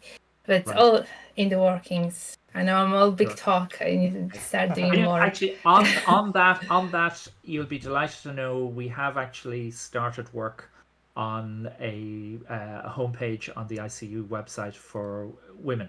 Oh, nice. Because That's we have ones. I'm just looking now on it. We have ones for club players, for juniors, for new to chess, for parents, for primary schools and secondary schools. I don't know. Like, yeah, the secondary Yeah. schools don't do very much. Primary schools, no, they don't have parents. No, they're just more informational pages. New chess, same, but there is the juniors has lots of news items about junior events that are coming up, and the club Yes. players. I think that's the main. Yeah, the club players is the main page for that most But, of us go to. But yeah, oh so yeah, there will for be one. the There will be next. one there for women players. Thank you. Um, But you also asking what I do if I have more time, and I Yeah. have a lot of ideas, but I'm just quite a busy person, and it's so hard to. I have Sarah, for example, helps me out a lot, but I feel like this is time when I finally want to create some committee. So I Yeah. will soon advertise to get either some women players or even moms of female players. It would be great to have some type of team that would help me, and maybe we'll have some better ideas as well. Because it's Right. one thing to have ideas, but even have someone to run them through and ask for their opinions is another thing. So that's my plan for next few months. So last question, and then we look at this game. Nemain Doolan, obviously knowing that you were coming on, Okay. she's already won her game Oh, against but that's Joshua really Ryan. good. I'm very happy to see the younger girls doing so well. Because even when I was playing the women's championship, even though older girls were all kind of scared of them already because they're getting better, I felt somehow very happy. I didn't feel threatened in any way. It was more I'm happy that they're challenging us and that the level it's going up and up as well. Right. So And they were I'm So very all really excited. successful, right? Like Stella beat Diana Matz, and Yes. who was it? One of the Doolan, like Bev or Dave. Well, Bev almost beat me. Diana as well. Right. Yes. She beat Diana as well, or was it Nemain? I can't even remember. Yeah. No, I think how do you pronounce the name? I'm quite bad. Nemain and Bev. Nemain. I think one of the two beat she won Diana anyway, so it might have been Nemain, Yeah. They're all getting better, and it's just really nice to True. see it.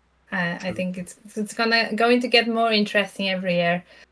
So because of that, who do you think, like the Olympiad is in Samarkand in Uzbekistan next year? Samarkand, famous city it's on the Silk Road. It apparently is absolutely incredibly beautiful. Amazing buildings, amazing architecture. It's like a museum city. And so it's going to be fantastic going there. So there's going to be lots more competition for the Olympiad place. Only five places. So who do you think, looking now, who do you think will be on the team? And yeah, no, I'm serious. Who do you think? And do you want to go? Pick your favorite people as a team talk now. Well, first of all, I'm going to answer very politically and say this is not my department. No, of course not. It's not. But a bit like, I mean, there's all this competition, and so your place is kind of under. It's a bit wobbly. If you want to keep your place and go. You've got to work harder and play more and I guess improve your rating. Thanks for the pressure. No, but I'm slacking here, Todd. Come on. Why are you not playing? Why are you here? Of course, I would want to go, but it's whoever will be better. Then we can argue with that. There is a competition. There's there's still a few months for everyone to get their games in, because one thing you might have rating, but you also have to be eligible. And if I'm aware, you have to play 32 games and then 20 of them in Ireland, unless you play the Irish Championship. I think that I thought it changes. was only 30 games. So has it gone up? Okay, I must look I'm at that. actually not sure. I remember from 2 years ago. I thought it was We 32. checked the rules yesterday because Diana was thinking how will she get the games in, and Oh, it's 32 games. 32. Okay. And it's 20 of them. 24 if you play the Irish Championships. Oh, yes. I think. And Okay. yeah. But that's 2020. that's an interesting one, by the way. I thought, like, why doesn't the Irish women's count for the women's? So it's like. Yes, that's actually an interesting thing as well. But it's the main championship. Well, then maybe we should Look into that we for should make next a year's. make a proposal for for this year's AGM, which will be just in time to, if it gets passed, it will be in time for the women's championship this year to count. Yes. Well, I don't. But would you be? Are we able to change the kind of the constitution when the Olympiad selection starts next year from January to? Because I think all the games have to be completed by the January. You're right. It should probably any changes before the following should be selection for the following selection, and not Yes, the selection that will happen in March next year. exactly. One thing I would say, the difference is that, well, now it's 7 rounds, but before, but the Irish Championship is actually 9 rounds. So I think that was also a main thing, that you played a 9-round event and then you only have to come play another 20 or 24. So I don't know if that will change, but now that it's 7 rounds, maybe the difference is not as big.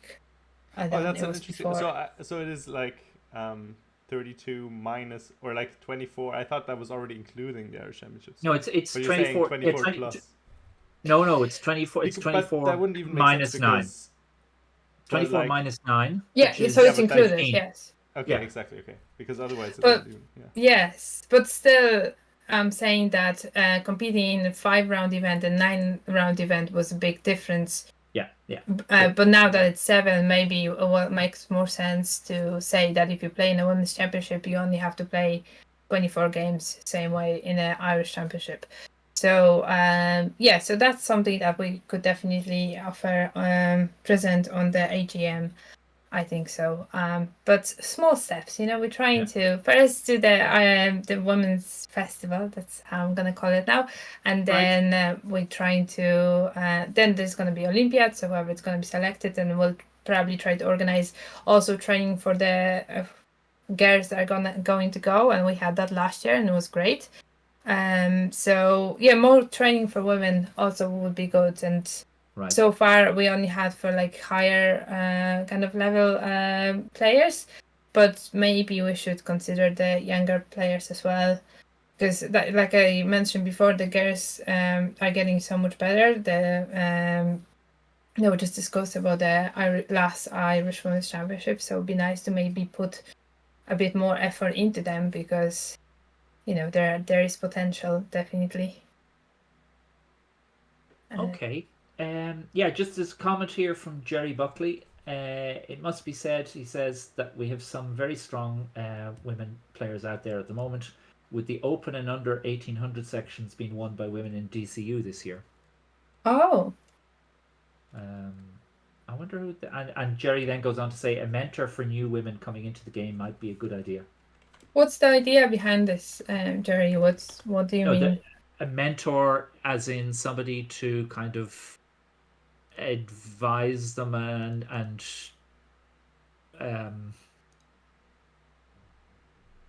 I mean, being a mentor means just.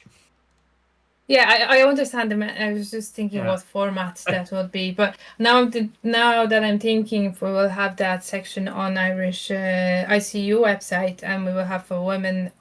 They could be like my email, or the women at ICU.ie added in there. So if anyone wants to, enter the women's chess, they could email me, and I'd be happy, more than happy to help them and advise. Or if I will have a committee at that time already, maybe some of us will be able to help out. Sure. Yeah, and for context, it was Nicole White who won the Open, and yes, she's very strong. who won the Sorry, who won the major? Nicole won the major, and Wafa Sharuk won the Open. Oh Okay. yes, So Okay. she's from. they're both from Aina. Of course. So we have very strong females, women. Good. Good. Okay. So, is there anything else you'd like to Sunglasses. talk about? Very good. No, unless you have any more questions. You didn't get much tea from me about the Olympiad. I see. Yeah, you No. didn't give us your 5-man lineup. What is it? No, 5-woman no, lineup, but sorry. you never know, but still, there's some players still have to play a few games before we can say anything because a lot of I don't Okay, think. so going back yeah. to the Olympiad, but not about I should go. What? not about next Olympiad. So what's your best memory of Budapest? Oh, I was gonna say Bermuda party, but no. A But role model for the next generation of female players. no, I Actually, actually, to be honest, I actually wasn't. That wasn't my best memory. I just think seeing all the players, because I haven't been on such a big event before, to be honest. So Yeah. for me, and I also work in chess social media a lot, so I see those people a lot when I even edit videos. So for me to see all of them like in real life, I was like, it feels really weird because I feel like I've watched them. I look at them so much every day in my job when I'm doing the videos, and then seeing them in real life, it was just a little bit bizarre experience. But yeah, that was pretty interesting. And I don't know. I think it was the whole Olympiad was just such a great experience. I love wearing the green blazer as well. It's very sentimental. Yeah. So I think that's what I'm gonna say. I think it's what is it? Yeah. So Okay, maybe you don't have to dodge. I'm dodging. Okay, as well. no, but I won't dodge. Don't I won't dodge I'm it. gonna say. I won't dodge it. I will actually. Well, I'll tell. I will kind You'll of pick dodge the it, top but not 5 dodge rated. it. No. I'm going on to the Irish ratings website, and Diana's not even listed there. I already have it open here.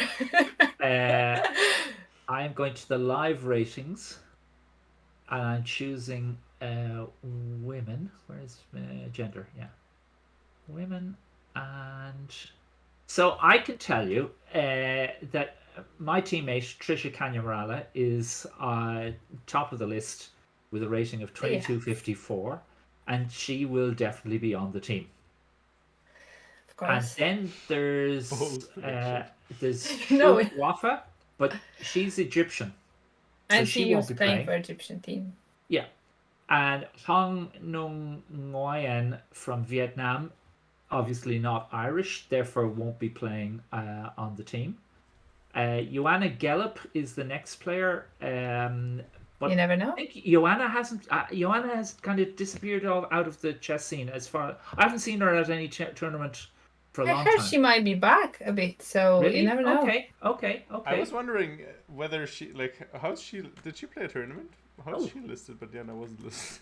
It's funny. Wow. Oh yeah, where is Diana Mirza here on the list? I don't see her. Yeah, I don't know. Diana obviously hasn't Didn't pay paid her her dues. membership. I was gonna call her out. So Diana, that's the first thing you have to do if Okay. you want to apply. It's not playing the Yeah. games. Yeah, exactly. Pay your exactly. ICU. That's the highest bar. So yeah, so then there's Marina Petrenko, who's from Ukraine and therefore won't be playing. There's a name that I have never seen before, Leah Warby from Bangor. Yes, I was also 2100. wondering. I've never seen her before, and but if that's her rating, then she'll be in on the team. Yeah, but you also have to check the FIDE rating, right? Because it's the average. I don't think Rating. so. Not for the women's. It isn't. I think No, it's just it the is. Irish rating. I'm pretty was that sure it changed? is. Was that changed? I Okay, think. that was changed then. Right, fair enough. But I tried to check because it was also interesting when I was preparing here for the call with you guys. I was checking that on FIDE, and I don't think she is rated Right. on FIDE, so Yeah. not yet. But I feel Yeah. like even if I would get a spot or wouldn't for the next Olympiad, I feel like it might be one of my last ones because looking at the girls getting so strong with the ratings, you never know what's gonna happen. But so, I mean, if we have Trisha on board one, if Joanna isn't playing because she hasn't played enough. I just saw she played 3 league games in June, so. Okay, so maybe she is coming back. Yeah. Okay, fair enough.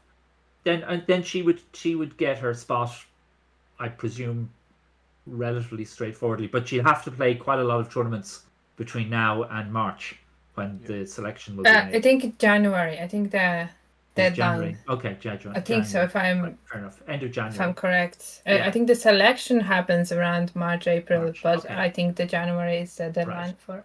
Then there'd be Leah Warby. Lara Putar, of course, has played. And then we have Lara. 2 Olympiads, if not 3. Alice is next on the list. Yeah, she's back as well, and Sarah, your friend Sarah Scott, is there. Yes. And then you're just 20 points below Sarah. And then it goes down to Nemain. The Irish ratings are also like all over the place. They're always very surprising when I look at them, in comparison to the female ratings. No, I was just like, I'm always surprised by like Alice being, she's lower than she would have. She's expected to be. I feel like. For example, I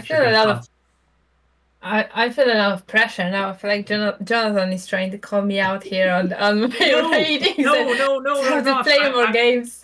No, Josh, I'm trying to encourage you to actually go for it because I believe in you. Oh, thank you. I think now you just. No, seriously. No, I want you to go for it.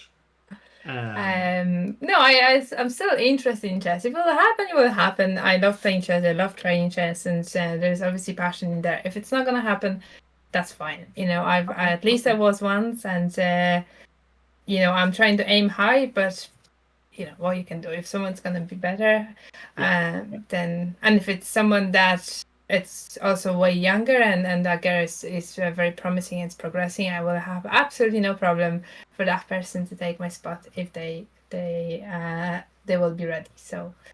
But I'm also hoping I will improve next year, so it's not that I'm giving up totally on competing. Right.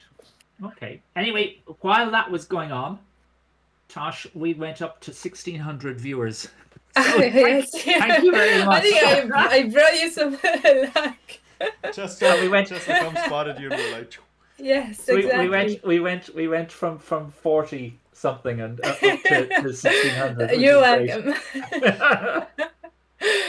Exactly. So you're very welcome here anytime. I feel like you guys used me for this. I know it's a bit. Yeah. No, that's okay. It was a pleasure to answer a few questions and hopefully there may be some either female Irish women's Irish players who are listening, or maybe parents. And if anyone's looking to join the women's committee, you're more than welcome to email the women's and ICU. So it's dropping now. Still it's good. Tosh, just one last thing, and then we let you go. But I got some texts from an American woman yesterday, and she has 2 daughters who are going to be playing in the in the World Youth Championships in Albania, in Durrës, Albania, in October. Okay. But herself and her family are moving to Ireland, I think next January. And she wants to change her daughter's federation from the US to Ireland. Oh. And they're like, I think she's got her 2 daughters, there's like 17 and 16. And they're rated something like 1,800 and 1,700 or 1,900 and 1,800, something like that. What age are they? I think they're 17 and 16, I think she said. Oh, that's really good. So that will add more, well, not immediately, of course, but it'll be another... Like, I guess they'll be Well, there'll be two sisters. I'm sure they'll be playing lots of That'd chess be great. around I Ireland. feel like the longer I'm the Irish women's officer, the less competitive I'm becoming. I mean, obviously, I'm still a bit competitive, but I'm also very happy whenever the numbers are growing for women's in Ireland. I'm more happy than scared. Yeah, just let's see what's. I'm just looking at my texts yesterday, and there's Oh yes, well, there's 16 and 17, and the 17-year-old is 1981 FIDE. So Sarah says more players for Knights of Aina. Yeah, we'll have to snatch them straight away. So what you want to do? You want to have a Knights of Aina Olympia team? Oh yeah, well, women's only as well. We should have the first fully women's team. Fair enough. Fair enough. You're But, you're not stealing our Kanya Morales. So go away. Well, we have to talk. Well, if I'll go to the Olympiad. Fair enough. Fair enough. Okay. Okay, we'll let you go. I'm going to try and contact John Loughran Yes. and see if we can get Okay. some interviews on. And thank you so much for No your problem. time. And, You're welcome. It was a pleasure. And good luck with your commentary, guys. You're doing a great job here, I see. Thank you very much. 300, 400 viewers. 4 million average viewers we have. Yes. Okay, I'm gonna go because I still have lots of work to do. But good luck and Okay. it's Coffin, great to are see you you. saying that women can't be knights? What is this? What Bye. is this sexist attitude over here? Okay, there she goes. Okay, she goes. She gone. Oh god. I have Um, to delete all of this. Okay, I've contacted. Okay, I've sent a letter. Okay, so let's look at this game while we're waiting. Oh, I should open up my Jitsi page. Oh, no. The Irish Championships, just so that.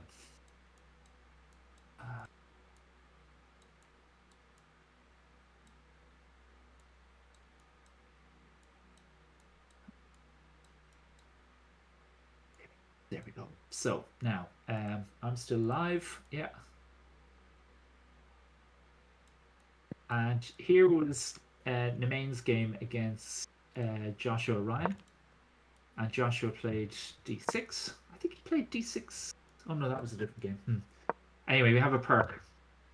Or a Pierz, I think it is how it's supposed to be pronounced. And this is like, yeah, keep it simple. Bishop f4. Like, I know about bishop e3 or bishop g5, but in this classical variation of the Pierz, you'd normally just play bishop e2, and you'd castle, and you play castle, and you play h3, and bishop goes to e3, and the queen goes to d2, and you bring your rooks. It's like what we tell beginners how to open if their opponent doesn't occupy the center. Yeah. I mean, it looks like what you want. Yeah. Very nice. Yeah. Wish all my opponents played like this. I wouldn't need to learn anything. Oh, I don't know. It's anyway, but she played bishop f4, probably wanting to play queen d2 and bishop h6. So I guess that's the idea. Castles. Oh no, she just plays bishop e2. Okay, and now you play a4. Oh, okay. I would have played a4 here to stop. Oops, not there. To stop all that messing. And then I don't know. It's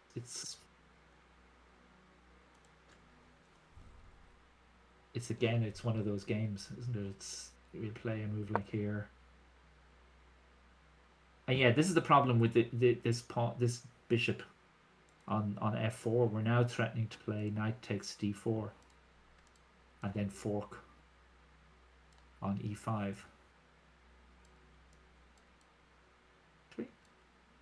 Sorry, I was just fixing there. Yeah, there's some kind of threat that way, and so I think this is the reason why. Yeah, again, if we go back to this position, it's not clear where the black squared bishop belongs, whether it belongs on e3 or f4 or g5. It's too early to tell, and so for that reason, you should concentrate on getting maybe just developing the white squared bishop. And so, yeah, most people here would play. You can't really play bishop c4 because maybe not immediately, but maybe after castles, then there's going to be a threat of knight takes e4, and then you play d5. So that won't be that so good. So that's why they often just play a simple move here, and play just bishop e2. But yeah. Anyway, we had bishop f4, castles, bishop e2, a6, castle b5. So now I think black is a fine position. Yeah. Black has got some space. Black will probably play maybe bishop b7, knight bd7, followed by c5. That looks to me a very comfortable position. But a6, a3 won't happened. Bishop there. Okay, so again now we've got White has played two moves with her bishop, with her light squared bishop, and already there's a threat of c4 winning the e pawn. So I think what do you play rook e1 or d5? Okay, she played d5. Yeah, this didn't really look that great to me, but I don't know. I guess it's fine. Yeah, but I think black should be very happy with this position. Yeah, I agree. I mean, I've played in blitz games that I've played. I sometimes get quickly. Something like this. They both have barely thought. Yeah. Here, yeah, I think black is playing fine here.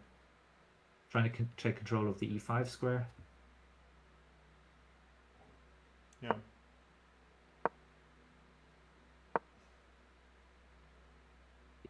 Swap off too quickly. Okay, so I like this. Oh, f5. Oh.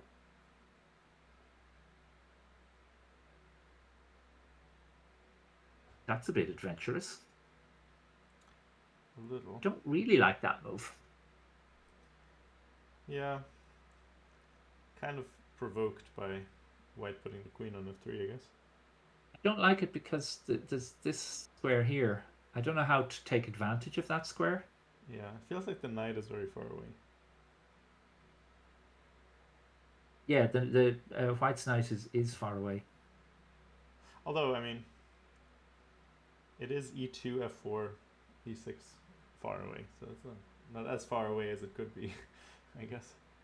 Yeah, but we've got to move. We've got to move some pieces around first. Yeah. So what she played here? Okay, yeah, defend that. And actually, yeah, I like that move. My first thought was take the pawn, and I wasn't sure what. Maybe play something like this.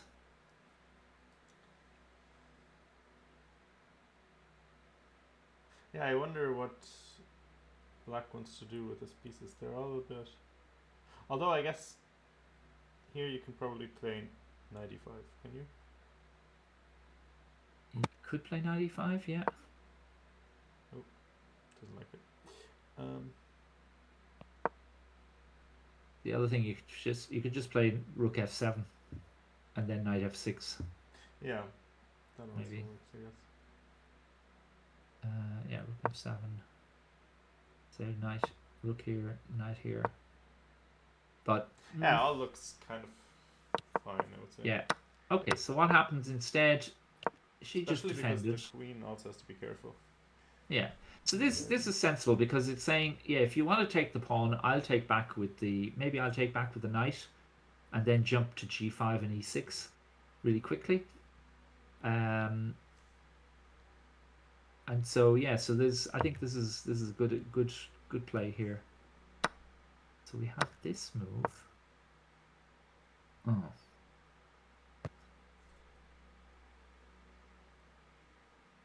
Okay, I suppose that knight is going to be. Oh yeah, this is kind of forced because you have to hold on to your b2 pawn. Yeah. Yeah. High chess with me, 2500. Hello.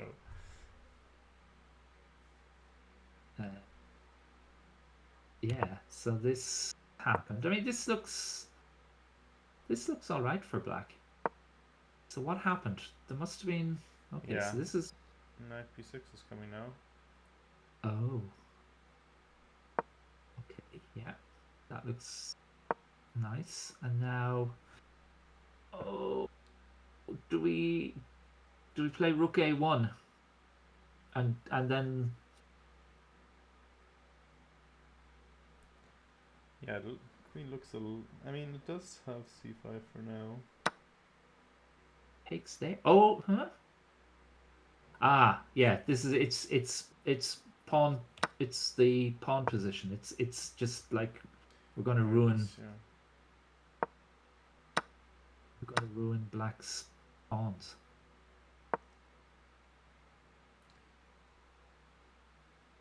Right. Yeah, I think I would have played rook d6 here.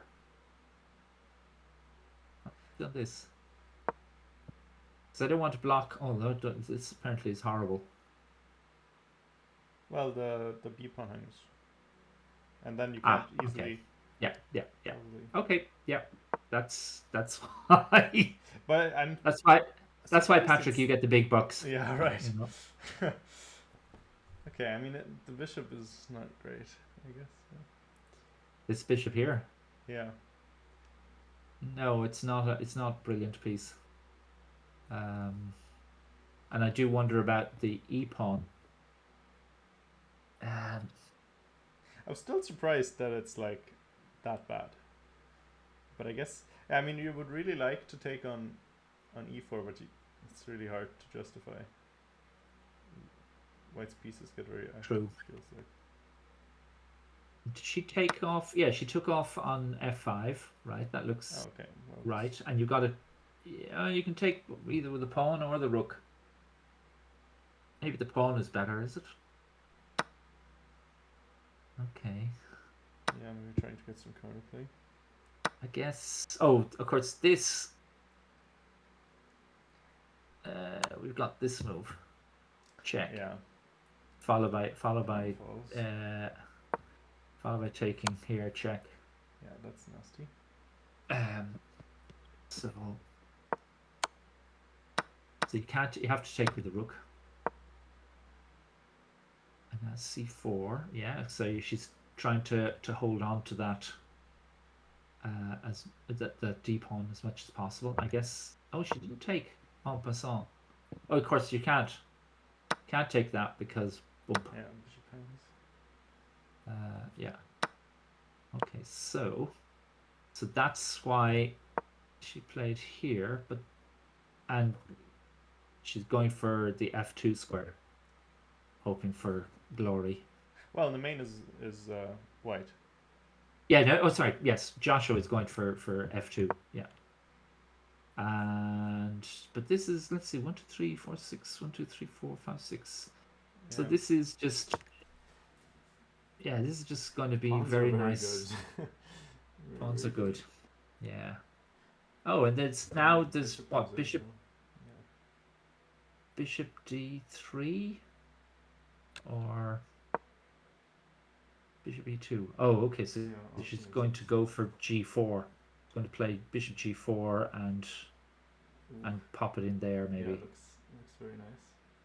And also, once you get to g4, the rook has to go backwards, and he loses his e pawn. Yeah. Although then the c pawn would go. Okay, so it's not quite as clear yet. but it's getting awkward for black. Okay.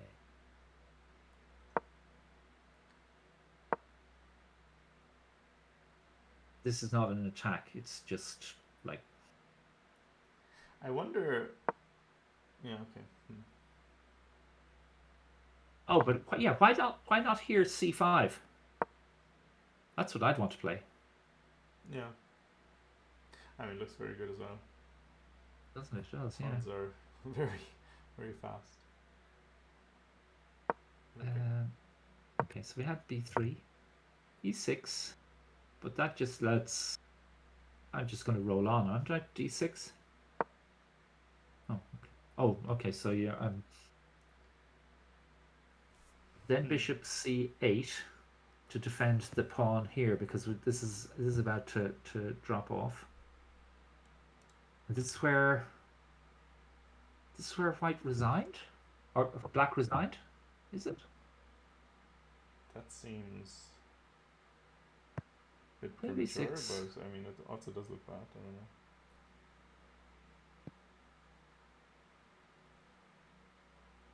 don't know. The machine is giving an evaluation of +3 Yeah, but for it white. seems an So odd. it does seem an odd to- time, yeah. Especially as black has loads of time. White also has loads of time. and you're That both does seem a bit 1800. weird. I feel like I've won and lost more extreme positions than this one. Oh yeah, absolutely. Yeah. No, okay, that's anyway. That was it. We have a couple of wins. Oh, we have a win here with 31 move win by Yannick against Jamie Comley, and as Yannick's mum is the treasurer of the ICU, I think we should do her the favor of looking at her son's game. Keep ourselves in the good books if we ever Absolutely. to get funding. Oh, so Yannick played the Caro-Kann a few days ago as black, and now plays e5. So I think Yannick plays lots of different openings, which I think is good for young players. Do, and we got this d3 Spanish. Carlsen likes to play this. He's kind of saying, yeah, well played. It's like a Joko pianissimo. You keep all the pieces on the board. Mm-hmm. Oh, and g3, g6. I like these systems for black.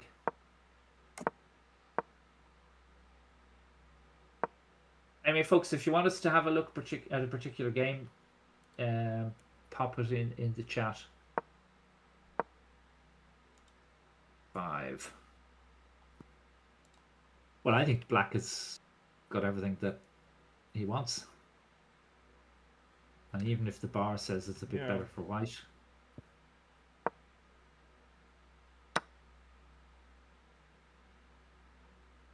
I wonder what the good move is here, or was, for white if it's plus 0.7. But maybe it's okay. Well, let's. Just overestimating. Okay, so yeah. So what happens if knight takes knight?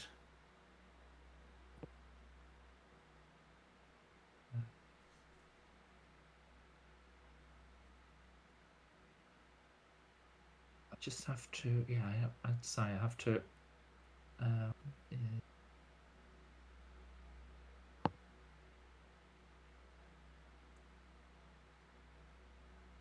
Just have to send a message to John Loughran if he's still there. I take here.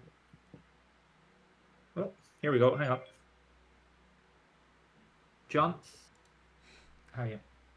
Yeah, I'm just copying this link in for you. Yeah, we had Tosh on earlier. Pawn on c3. So, she was great. Yeah. Antonina Gora. Okay, we can look at Jacob Flynn's game. Women's officer. In a bit, when you've looked at this one, I guess. Right. And who do we have now? Yeah, this one probably. Okay, I'm just going to. I'll wait until you come in, but I'm going to hang up because we have to set this up for the video. Yeah. Now. Okay. Anyway, that's not what happened. We've got to. Oh yeah. Okay, they want to. Okay, we'll have a look at Jacob's game after this, but I think we're going to get somebody on in a moment. Nice. Yeah, actually, Patrick, we need to get ready for taking people on via Jitsi, and so I will continue looking here. So we had this is the okay, took with the pawn, right? Ah, hi John. 1 second. Wait, where's the John? Oh, he's gone. Okay.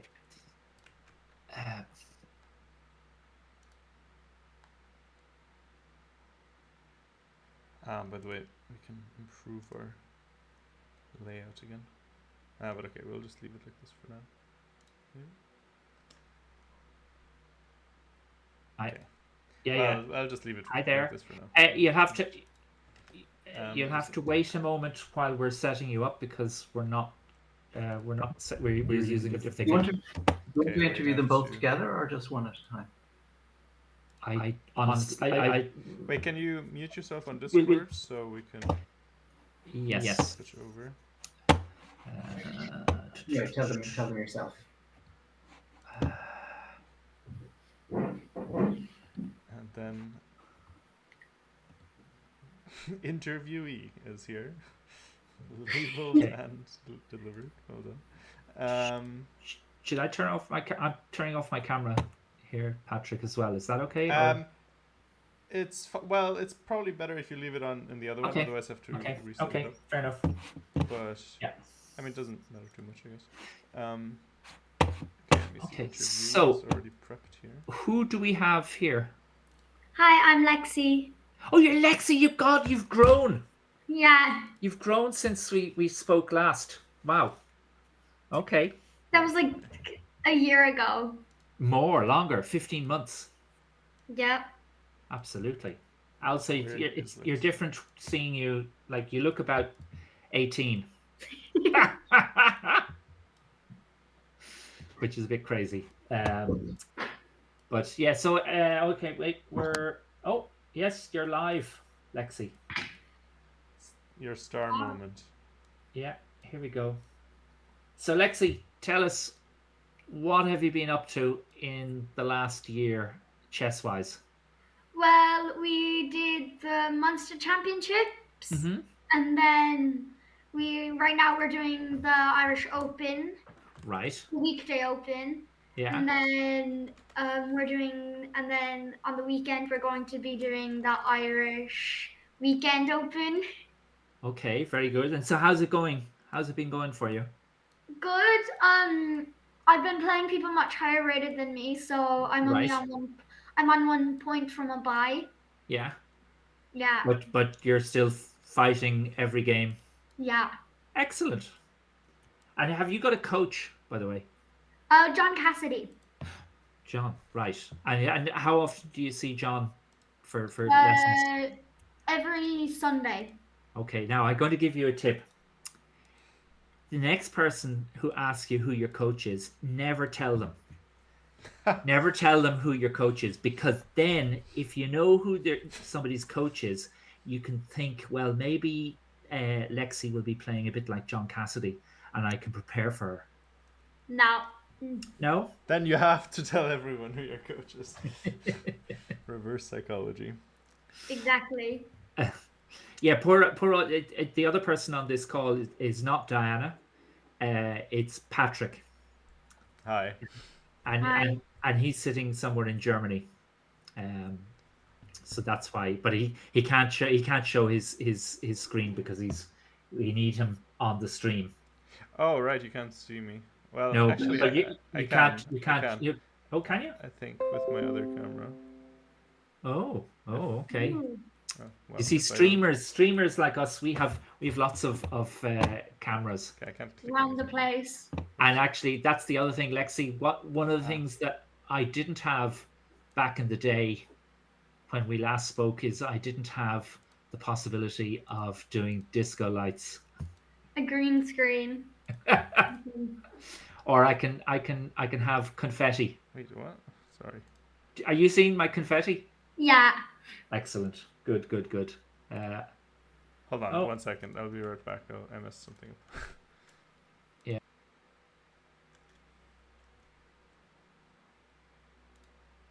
Out off the stream. Okay. It's just you and me. Oh, he's back. Yeah. So who have you played this week? Lots of long names that I can't remember, which I probably should remember. Right. Okay. Actually, do you know what I'm going to find out? I'm going to find out. You were in the. We were playing for about hour 45 minutes, hour and a half. Right. Wow. Ended up him winning. But it Yeah. was a very close game, very close game. Right. Okay. Yeah. Oh, actually, no. I see here. Is this I've seen the challengers. I'm not sure if that's the. Oh no, the weekday open. That's what. Weekday open. Yeah, weekday open. Okay, great. I competed in the challengers as well. Yeah, and I've got you down here, and you have played. Well, Connor Crean. Now that's not a very long name.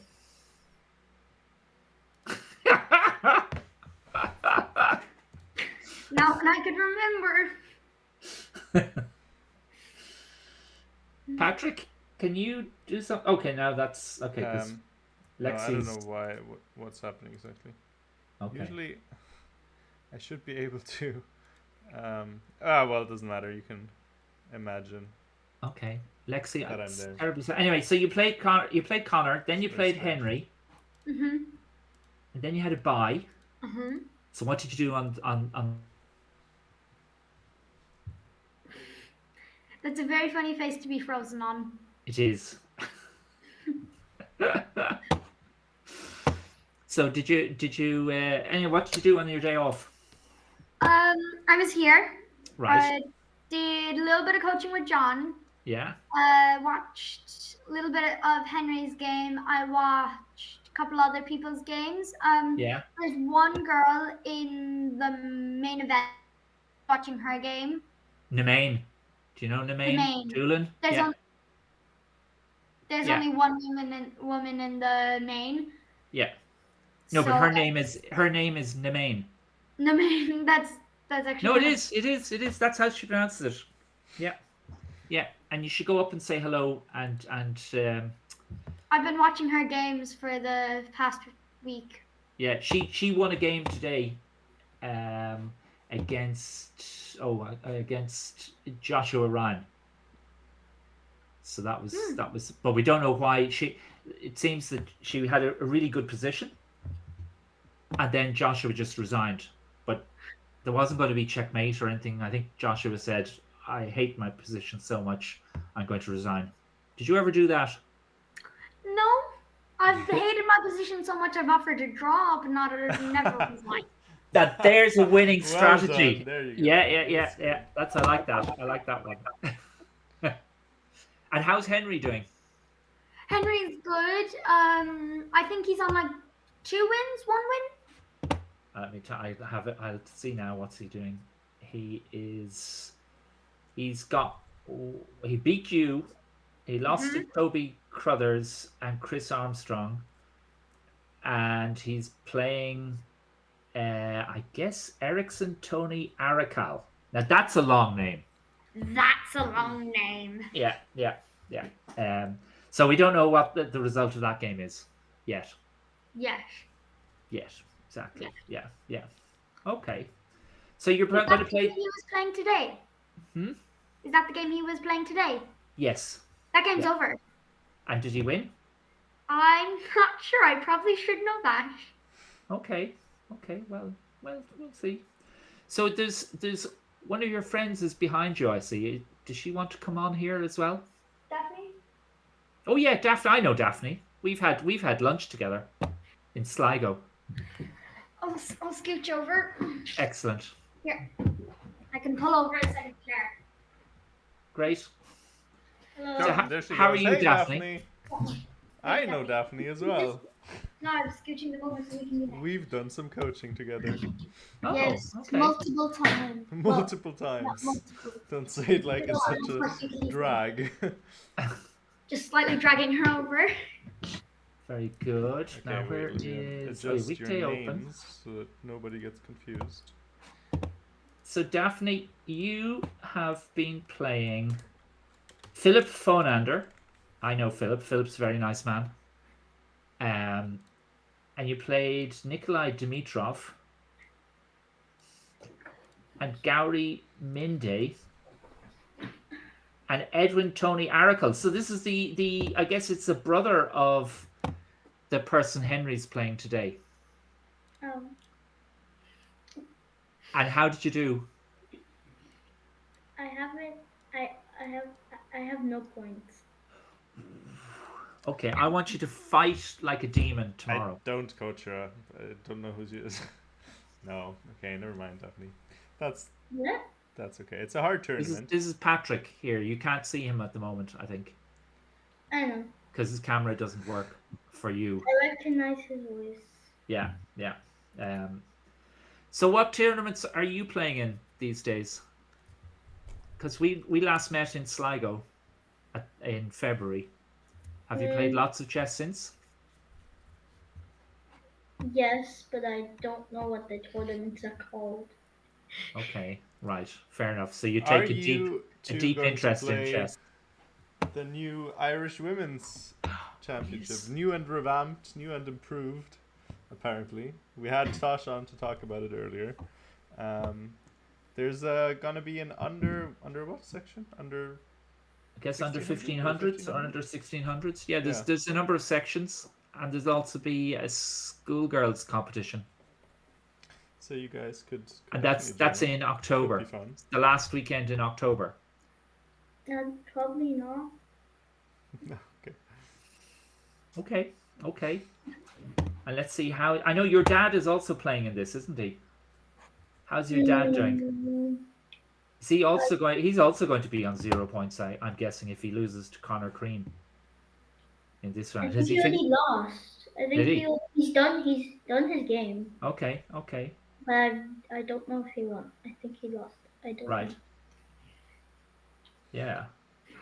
Okay. Tough tournament. It is a tough tournament, but you have to fight like crazy tomorrow. How's your Okay. time usage been, Daphne? Have you been spending your time?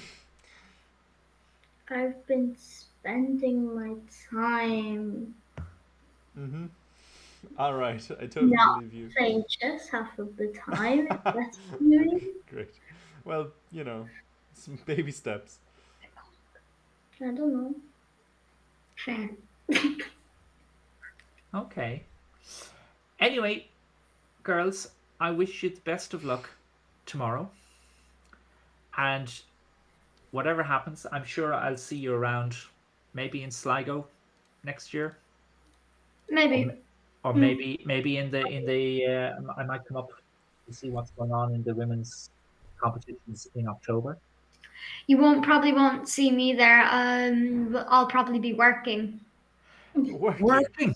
My goodness. We own a family business. I know. Yes. Yeah. Isn't it a garden center or something like Yeah. that?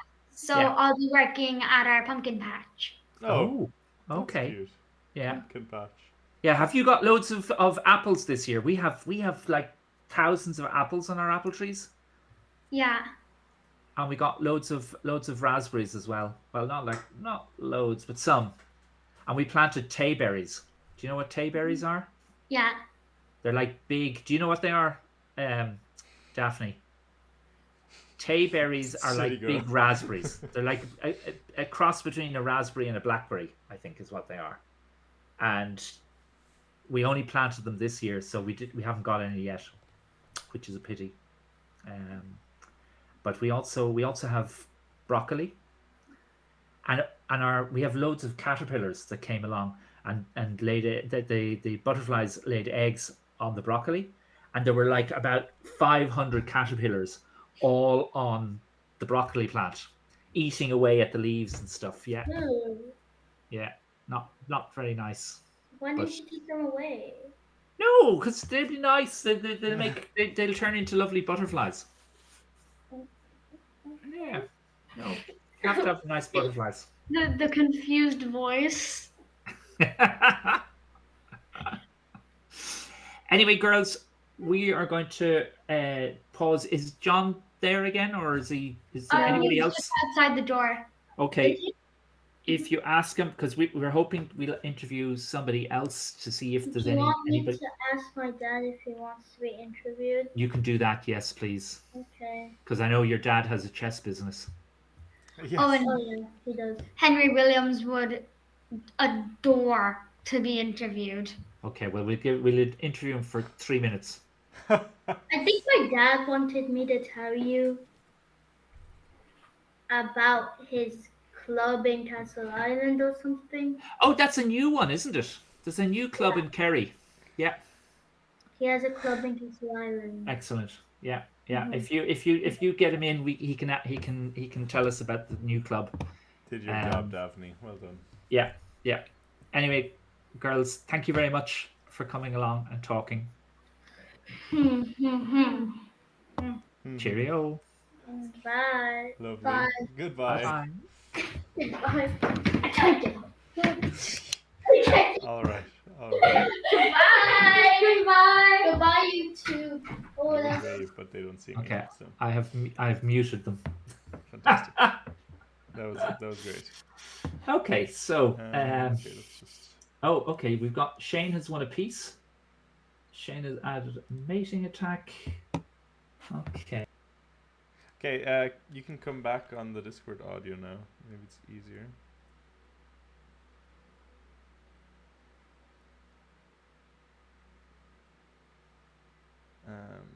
And then I will try to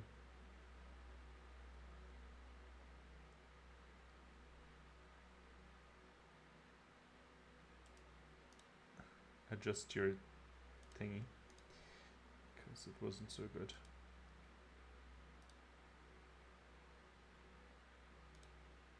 I can't hear you now if you're talking.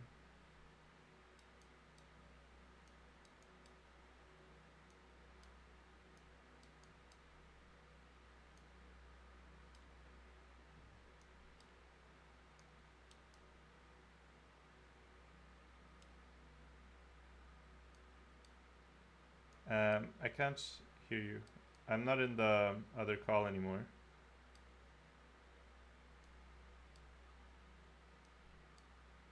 Okay, it's more or less okay, I guess. Patrick, Yes, there we go. was I muted there for a while? Yeah, just because we were in the Oh, other one. you're muted Call. now. Oh, yeah, sorry. Here we Okay, are. brilliant. Okay, apologies for that. Those hiccups. I will be watching out to see if we get anyone in. But anyway, this is we were looking at Jamie Comley's game against Yannick Woods, and it was kind of pawns came off on e4, leaving Yannick with an open f file, which I like the look of. And now I guess he played knight f4. Oh, he played bishop there. Okay. Doesn't seem to be as nice a move. Kind of understandable though. Looks. No, I want to play knight here. Yeah. Block everything. That blocks. This knight is silly because it Yeah. can't go to That's true. h5 or f5. This knight, because it's the knight on f4 is blocking the bishop on c1, then this knight here can't go to g5 or h4. And actually, And you'll sometimes, if you put some more stuff on the f file, you have some ideas of taking on g2 sometimes. yeah, indeed. Yeah, I mean, we can play. In fact, the next move, Black will play bishop to g4, Yeah. and now you can't play f3 because you can just play knight takes h3 check and the knight on f3 drops off. So that's what I would be wanting to play. And here, I think I would play queen d5 check and get out of that Yeah, pin. that's true. That's makes it. And then That's maybe just true. play knight g5. Yeah, Something that's like an interesting this. choice, actually. I don't know if it's any good. I mean, the machine says this is dreadful. But why it's dreadful, who knows? It's a good question.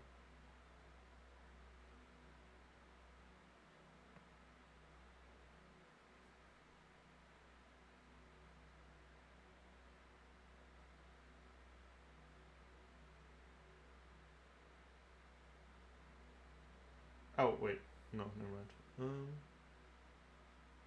Why is it so bad? This is usually something. The time of the commentary when you don't see something very obvious, and everybody in the chat is like, "What are you doing?"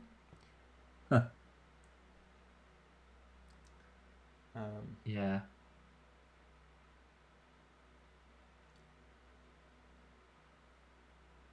Like, What is it? hello. Okay, we've got Henry back on. We've got Henry on. Henry Williams. All right, let's Patrick, can you do your magic? And I see Martin, Daphne's dad, is lurking in the background. Yeah, I'll just mute myself on Discord again. You can do the same, and then I'll come over. Yeah.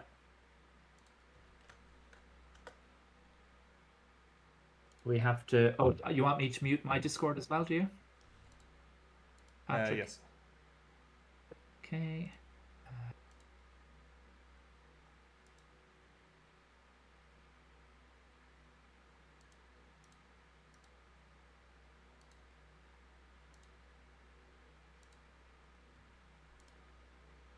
What?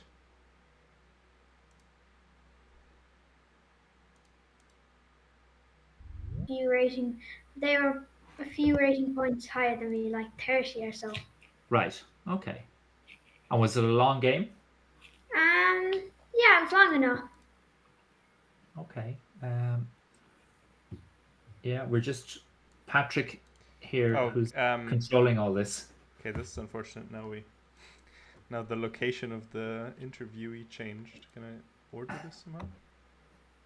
I can probably. Well, you can do. Yeah, you probably can, but I don't know how to. Okay, listen. I'm gonna do it like this. Okay. Yeah, there we go. Unzoom a little bit. Okay. There's Patrick. Oh, sorry. No, sorry. No. So what's this? Sorry. There's Henry. Henry. Yeah. But Henry, do you see? Yeah, let me just see. Yeah, there. Okay, so Henry. Yeah, can everyone hear Henry? Oh, we've got a raid. Ooh, a raid. From Chess Dojo is raiding with a party of 24. Thank you very much, Chess Dojo. Wait, Chess Dojo. That's one of the things that got me into chess, or into So Henry, chess as a thing you could study. Do you ever watch chess videos on the internet? Yeah, sometimes. And who do you watch?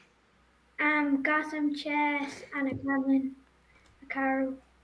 Okay, so the big names. You have to say Diana Mirza, our chat. Yeah, exactly. You have to say Diana, and you have to say Tosh Queen as well.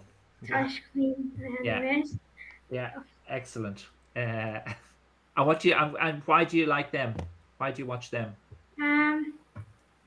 They just make good content that's consistent. Some of the time I don't really like their videos. I like more of the 50% educational, like getting better at chess, and then 50% entertainment. Right. Okay. But I don't like it when it's 90% entertainment and Okay. You don't want it just for the jokes. You want to learn something. Yeah. Okay. So what's the most recent thing you've learnt in chess? I couldn't really think of it off of my head. So have you been playing any new openings? Yeah, I've been playing the French defense. Oh, good man. Yeah. I played French defense for 30 years. Yeah, It's very popular around. So my games in French defense, I think my record is like in this tournament I won one in the French defense. Then I lost 2, so that's still a good record. Yeah. It's not a bad record. Could be worse. And if you get positions you understand, then you'll be able to you play them better. Sure. Okay. Do you have any questions, Patrick, for Henry? I don't know. How many tournaments have you played, Henry? I don't know. Maybe like 50. I don't know. 50? That's a lot. That's like Not 50. Maybe definitely like a lot more than I've played.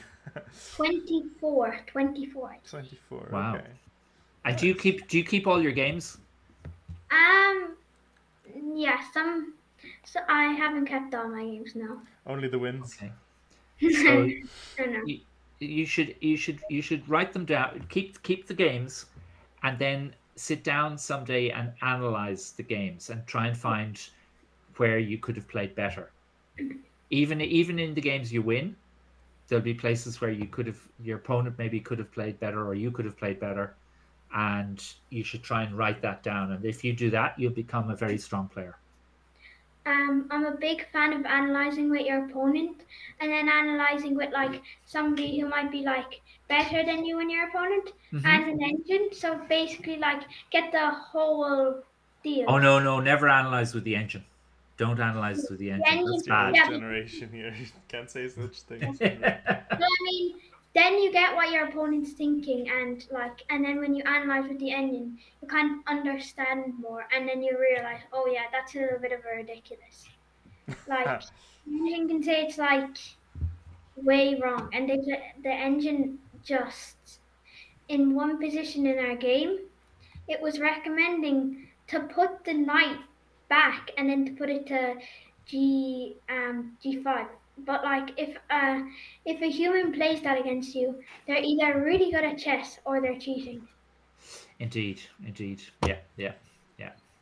Anyway, listen, thank you very much for coming on. Can we have a quick word with Martin behind you? Okay. Thanks very much. Hi, Jonathan. Hi, Patrick. Hi, Martin. Hello. How you doing? Everyone, this is Martin Schranz, Hi. Mr. Chess in Kerry. Yeah. How you doing? Hi, Good. Patrick. So Hi. there's a new club. I got contacted by a woman about maybe 3 months ago or something. I can't remember her name, sadly. Yeah, Elaine. Elaine, yeah. Yeah. And she was looking for Elaine Crimmins. she was looking for advice on setting up a new club. And I think she obviously did, and that's the one that you're coming here to talk about, is it? Well, no, I didn't know. My daughter dragged me here, so I have no idea. But I can talk about it. Yeah. So we're opening on the 25th September in Castle Island, which is in County Kerry. Yeah. Borders with Limerick, and we're going to be the first club with fully digital boards. Wow. So the plan is to have tutors log in remotely, such as Diana, and Patrick has been helping a lot with the project. And the aim is to have fully digital boards and have experienced tutors, not like myself, but like Diana and Patrick, sure, and some other tutors who can log in to each machine and help the kids develop. Oh, brilliant. Okay. And then you have you got because one of the things I know there was a club not too far away from Castle Island. That was the second club, and I think there's now, if you look at the ICU website, there's like 3 clubs listed. There's 3 clubs, and I'm involved. Yeah, and I'm involved in all 3. So there's one in Fenagh, yeah, and one in Tralee, and I play with Tralee myself. I started in October, and now with a club in Castle Island. Right, but I think that I was told that the club, but I thought Elaine told me that the club in Fenit is actually closed down, and that it was being run by a single person, and that person, they had a change of life or change, whatever happened. They decided they weren't going to continue running it, and nobody wanted to help out in the club. Yeah, so the club has it kind looks of like died. I'm taking over that club as well. So I was helping. There was Mary Brown. She founded the club. Right. And she can't continue. So it looks like I'll take over, hopefully with one or two parents to help. Yeah. So we hope to have the 3 clubs running, the 2 specifically for children. And if there's anyone interested around Limerick or in County Kerry or even County Cork on the borders with Kerry, we're based in Castle Island, and they can just join us. Sure.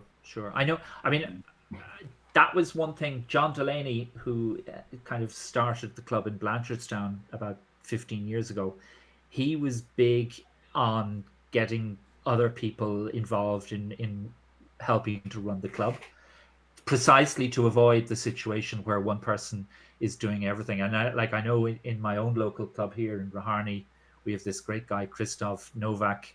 Shout out to Krzysztof. And he's happy to run everything himself. And it's quicker for him to do everything. And at the moment, that's fine. But we should always be there ready to help, to offer our help and support if he wants to take a step back. And I think that's important, that it shouldn't just be one person doing everything. Yeah, it takes a lot to run a children's club. You need people to supervise the children. Some children may need specific help. It's also important to have reserve people, who can come in. And also obviously they need a tutor.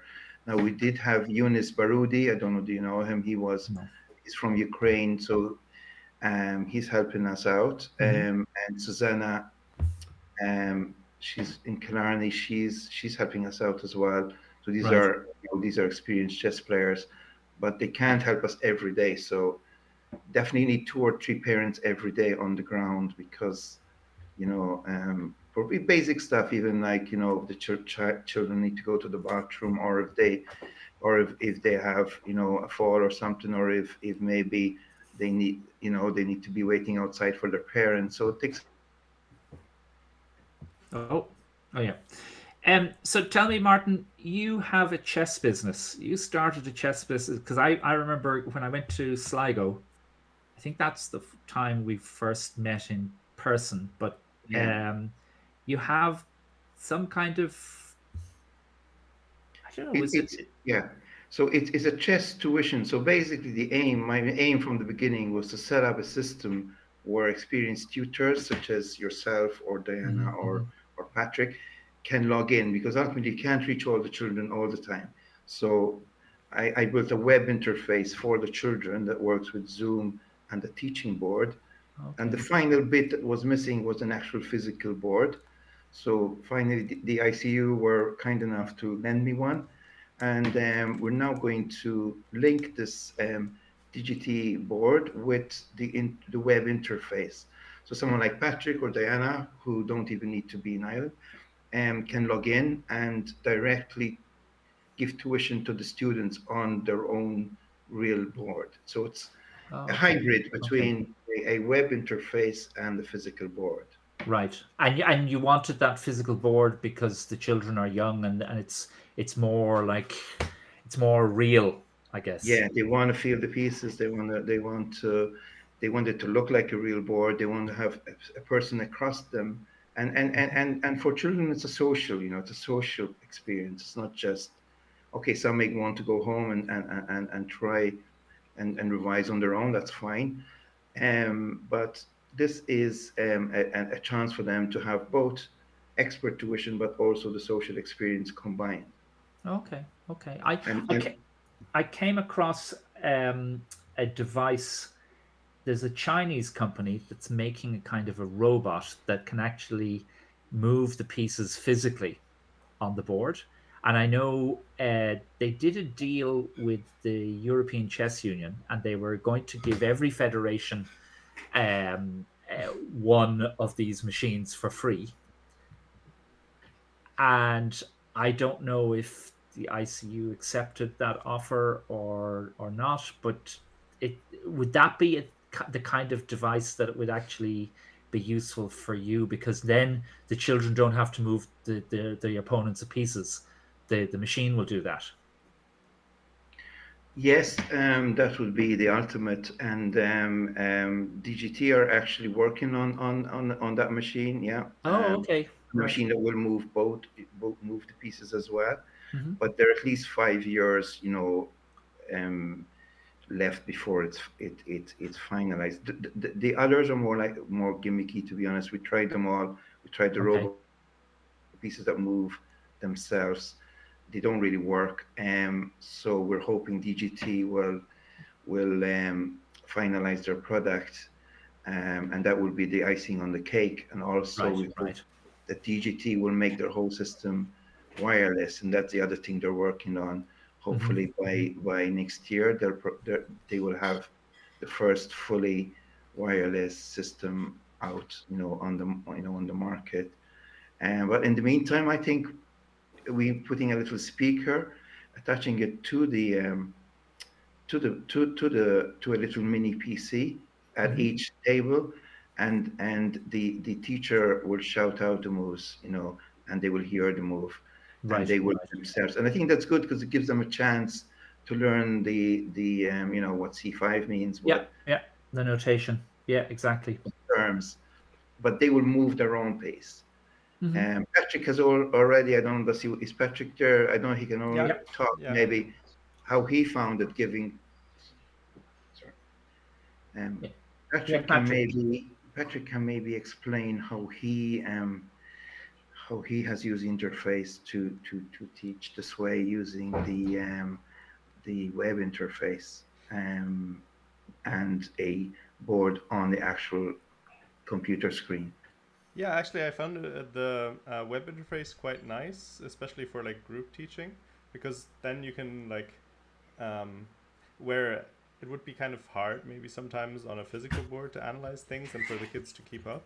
But on the interfaces was quite nice because you can always set the position and everybody sees what you're seeing as a teacher, and then you can draw arrows and things. So that was kind of a quite nice thing about that. And if you're like in contact with the kids, you can discuss the position and have everyone give their move, and there's actually quite a good atmosphere. Even if you're not there in person, I think it works quite well.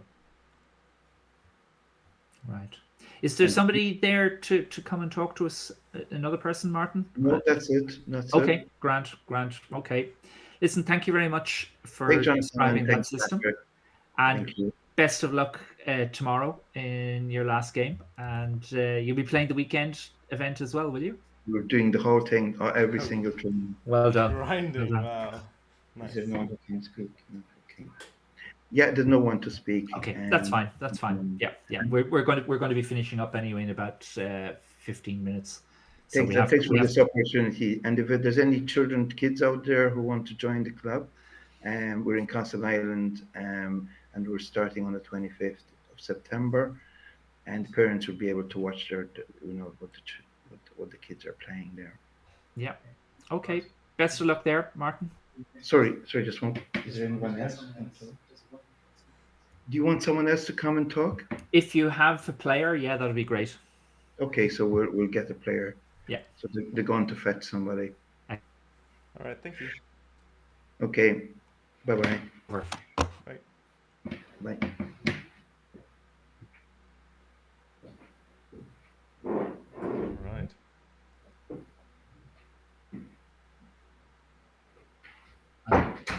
Something went wrong there, Patrick. Something went wrong. My Jitsi window died. Oh, that's okay. You can. Oh, hang on. Yeah, I think that's. We'll just wait until they come back, I guess. Or if they get someone, we'll see.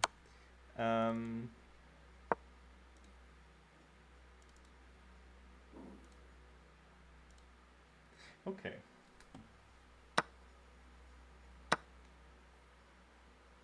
Yeah, this game was interesting. I mean, not so easy to understand. Wait, I can't hear you now. I can also... Well, actually, I don't know. Where are you? Can you hear me now? I'm in Jitsi still. I can't hear you there for some reason, but now I can. Can you not? Can you hear me now? Yeah, I can hear you now. Yeah. Okay, good. Fair enough. Yeah, I unmuted myself in Jitsi and I'm waiting now. Okay, so we had. Yeah, this is looking good for Yannick. Yeah, now it's kind of an advantage that the pawns are gone. There's nothing to attack. Yeah. And the pieces have more space. And I like that move because it's stopping a knight or a queen going to g5. Yeah. And I would think now as well what I want to do. I want to bring my knight to here, to here, to here.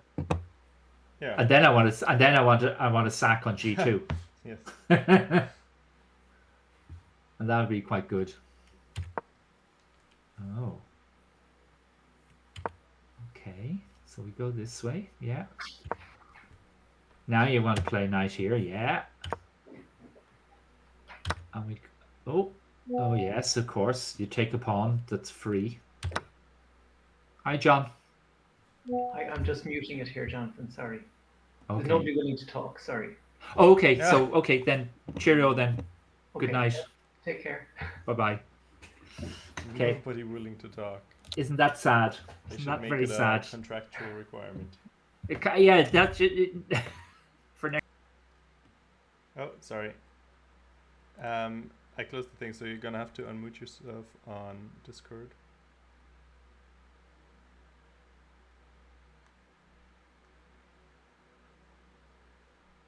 There we go. Okay, we're back into normality. Yeah, so after this is sad. The bishop was trying to do something, and Jamie played his bishop there, and if I guess either forgot or felt there was nothing other than just to accept the loss of this pawn. Yeah, that's a tough one. Although, I mean, it's not like lost or anything, maybe. So, still kicking. It is only doubled H pawns. But look what's happening next. The knight is going to come into... Is the knight going into knight to H4 or F4? Maybe, yeah, F4, yes. Oh. Okay, I mean... Oh, now you play... See how it's that bad yet. Okay, this is... okay, you really don't want to play F3 here. That would be... No, you don't. But maybe... So you've got to play bishop F3, I guess, yeah. Yeah. But yeah, you're right, this isn't too bad. It's like not the end of the world. Yeah.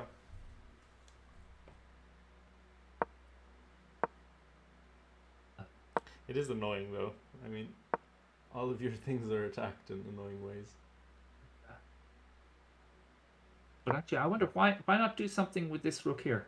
This rook is the worst placed piece. Yeah, I guess the problem is if you play rook g8, you're just gonna trade it, and then it's probably better for. I mean, less dangerous for it. Well, you could go rook e8, I guess. Rook. Yeah. You play rook to here. But anyway, Yannick played here, defending the H pawn, and maybe ready to shoot across, like Sharovian wise, with the rook to here or to here. Look in there. Look, yeah, okay. We don't want to swap off. Oh. What the hell? That's the defender's curse. You feel like you need to do something, but you shouldn't really do anything here. And Jamie had lots of time, like 10 minutes. That's weird. That's just and then just resigned as soon as he played it. He resigned. So he just forgot. Yeah, that's very odd in a classical game. What? That's okay. It happens, yeah, I guess. It happens. It does happen. I feel sorry for Jamie. Okay, let's look at. We had. What was there? There was. Okay, Colin Daly got a drew against Cavan. Conor O'Donnell beat Andrei Ivanov, and we have this Peter Carroll game. Okay, this is kind of interesting. Well, no, sorry, we look at Conor O'Donnell's game because he's one of the people on 3.5 against Andre, who was also on 3.5, and we make that the last game of the day that we look at. And yeah. Okay, apologies for the ampersand hash 96. That's back. So Connor played D4 and went allowed an Nimzo Indian. Connor used to be a big fan of Avruk's books, so he would have been playing G3 here and going for Catalan type positions. But he played this and he played the knight f3. Was that what Cavan played in an earlier game? I think he did. Yeah, taking just like that, yeah. That is what happened.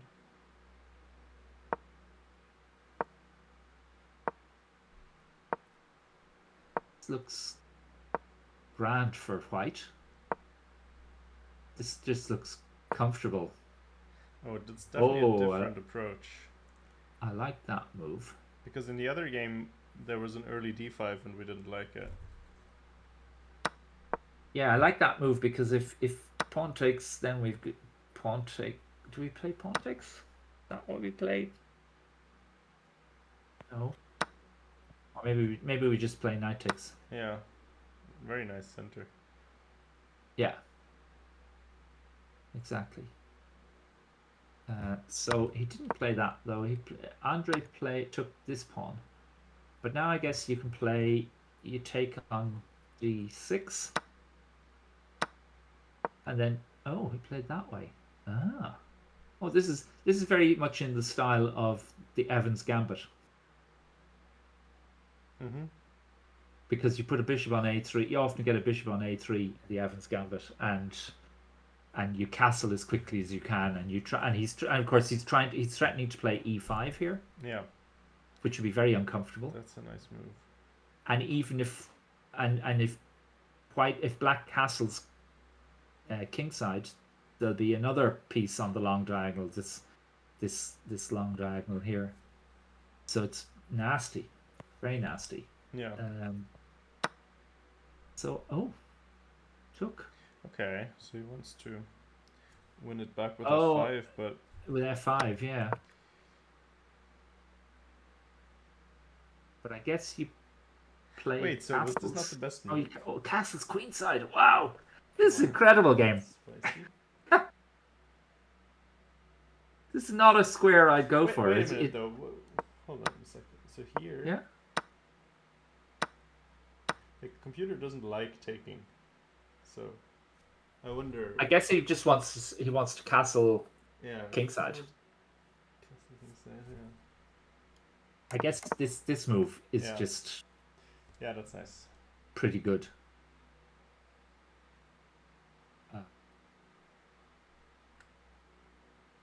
Yeah. Okay, that's nice. Okay. Sorry.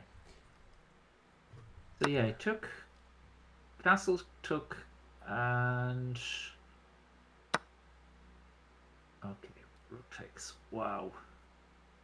Yeah. Oh, and he's going to play. Okay, so if pawn takes, I don't know if that's what happened. I presume you go. No, wait, that doesn't work. No, you don't play. I think you take this one first. No. Well. No, I think it is rook. No, never mind. Hold on, that doesn't work. Maybe you play. Oh, you mean? Oh, G6 yeah. Actually, you can't. No, you can. You can do this. Yeah, you can play. No. No, I don't think so because then you're blocking your queen as well. Okay. Oh, we have that move, don't we? We do have. Yeah, maybe you play this first. We do have Queen G6 check. Yeah, maybe it's just Queen G6. Yeah, because you can't go to F8 because then you're getting mated. Pretty much. Yeah, that's close enough. well, you can just okay. we can just win the queen. Yeah, or this. Yeah. Okay. And if you play here. Yeah, then you get rook e1, I guess. I presume we also got just queen takes d6.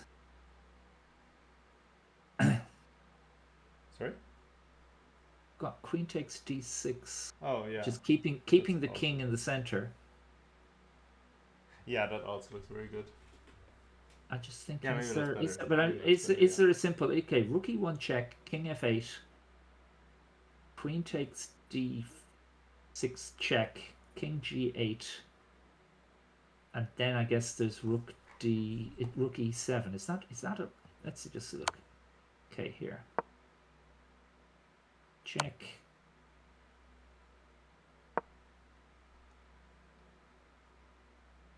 And now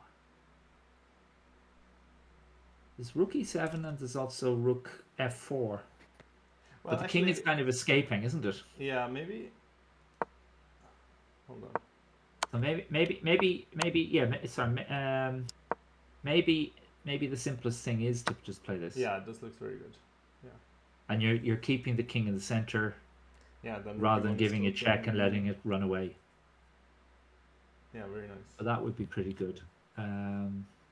There's no way. I think that rook e1 is threat. Rook. Yeah, queen d8 is maybe. Queen d8 is a big threat. Yes. So not probably anything you can do here. No. Okay. So what was played? It was after this. Oh, he castled. Right. Okay. But then there's bishop takes d6. Yeah. Here.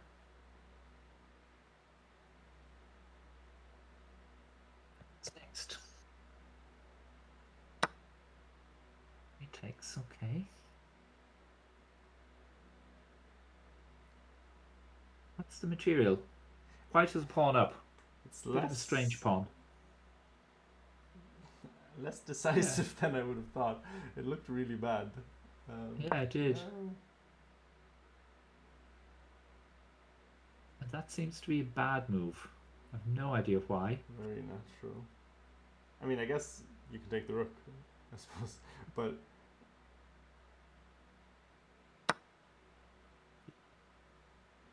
We take the. Oh, okay. Oh, yeah, I like that move. So why is it so bad? Oh. Oh boy. Oh, so that's what happens. It's black ends up a piece down. Okay. Because if you continue on, I'm not sure. Yeah, okay, no, but if we continue, if we take here, here, yeah, and this is just piece up. So. Yeah. So the question is, if that's, could we just have taken here?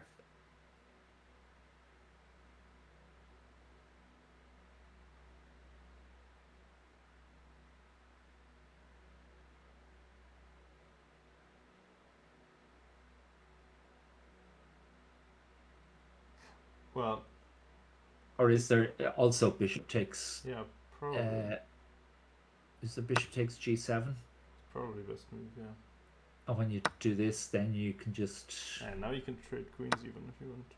Queen, yeah. That seems very. And your 2 pawns up. Yeah. Okay. Fair enough. That's. But he played this. Okay, so what if he had saved his rook? I mean, he could have moved his rook.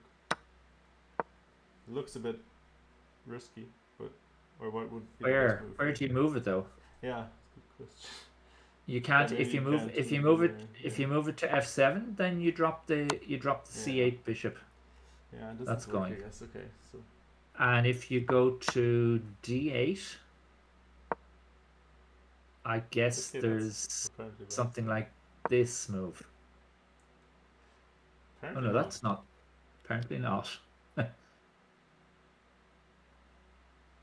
Well, I guess if you take the rook now, after. Oh, of course you have this rook. This rook takes d4. Yeah. And bishop takes queen, rook takes queen, and that's Yeah.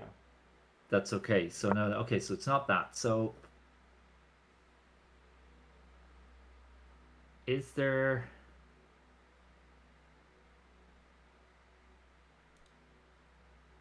There might be just bishop e5.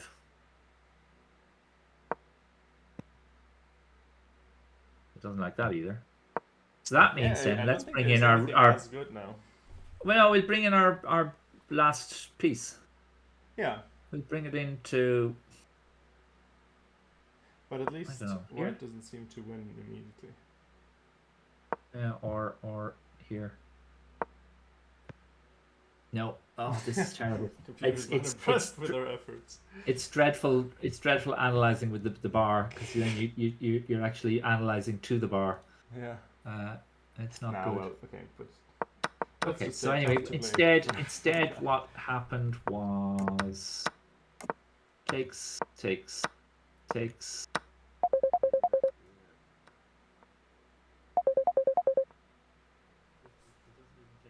exchange, because he doesn't want to swap off into a lost ending 2 pawns down. Yeah. So instead, he wants to be an exchange and 2 pawns down.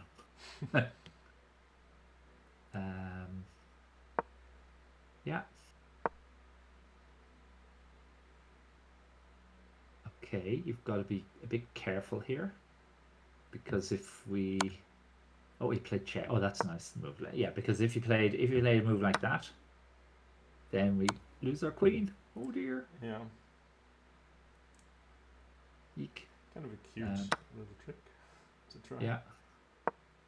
But instead, Connor plays rook c7 check. I guess if the king goes to f8, we take the knight with the queen. Yeah. Oh, and if the king goes to the back rank, we can play rook takes rook check, followed by queen takes b4. Well, or even queen c4 check, I guess. Wait, no. Well, no, that doesn't work. Never mind. Yeah. Yeah, but okay, you could throw it in. But the only other place to go is g6. And if you go up to g6, there's. There's knight h4 or something. Knight h4 is looking quite good, all right. But he took. Yeah. Okay, so he's just keeping everything under control. No. Knight was dropped. That's unfortunate. Yeah. No, okay, so this solid. And now chop off the last piece. Okay, so that's it. Just to look at the other games that are going on in okay, so Oleg is 2 pawns against a pawn rook and pawn ending. It seems to be drawn, so Jason will have got another draw against a strong player. Mm-hmm. And that leaves both of them in contention. So basically, the top 4 will end up with draw. Although, actually, that's the one thing not going for Jason, is that he's down to 1.5 minutes plus 30 seconds. Yeah, but this one seems like there's not going to be. Well, I mean, you can always mess it up, but there's at least not that many options. You can mess it up. Yeah. True. That's true. Okay, so that Colm drew against Cavan, and it was some kind of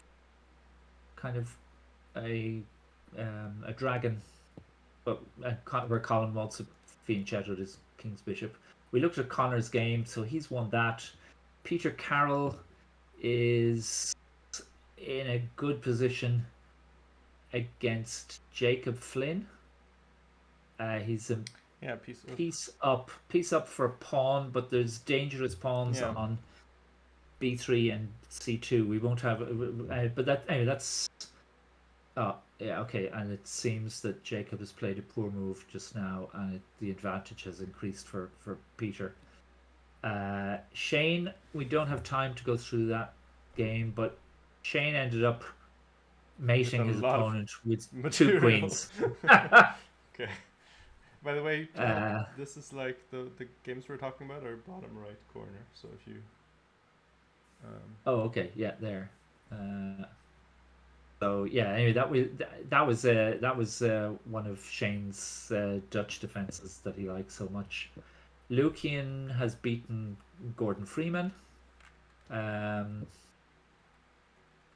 Oisin Quillinon seems to be beating Connor Sheehan. Yeah, he's about to. Actually. Oh, well, it's not quite as easy because it's going to be rook and pawn against rook. But I think the problem is that Connor's king is so far away from the pawn that it's just a completely lost version. It's a very easy win. Patrick Brzezinski beat Oliver Barnes in, I was going to say a barnstormer, but I wouldn't dream of making such a poor joke. And Harry Brain against Rory Quinn. We were looking at that game earlier, I think. Yeah, this was that highly theoretical variation in the Spanish, the Open Spanish. And this is where White was down the exchange but had pawns for it. It seems that it's just both are fighting for something, anything. Sorry, which game were you saying? This is Harry Brain against Rory Quinn. Oh yeah. Well, actually, it seems like there's only one move that keeps things equal for White. Okay. Which is D6. So, but yeah. Oh. Not so easy, maybe. Yeah. But yeah. D6. It's there'll be mistakes made by both players, and who knows what will happen there. I think okay, so yeah. Anyway, we'll see. We'll be back. Tony Fox is still playing against Alexei Rai, and the position is drawn, or it's equal. Sorry, it's not drawn. It's equal. So that will. Yeah, that shows you don't close up with G4. Yeah. Okay, folks. Thank you very much for coming along. Hope you enjoyed it. We will be back tomorrow. Patrick and myself will be back, and we'll try and cover some more, many more games. We had quite a few interviews today. Lucian Lucanian, thank you very much for your thanks. Hope you enjoyed it. Cheerio, folks. Yes, thank you so much. Who are we gonna raid? Let me just see. Oh.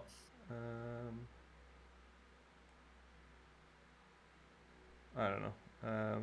I guess Agni maybe. Let's just do that, and yeah, we'll see you guys tomorrow for round 7, the last third, the final 3 laps. Yes. Okay. Well then, thank you, Jonathan, and we'll be back.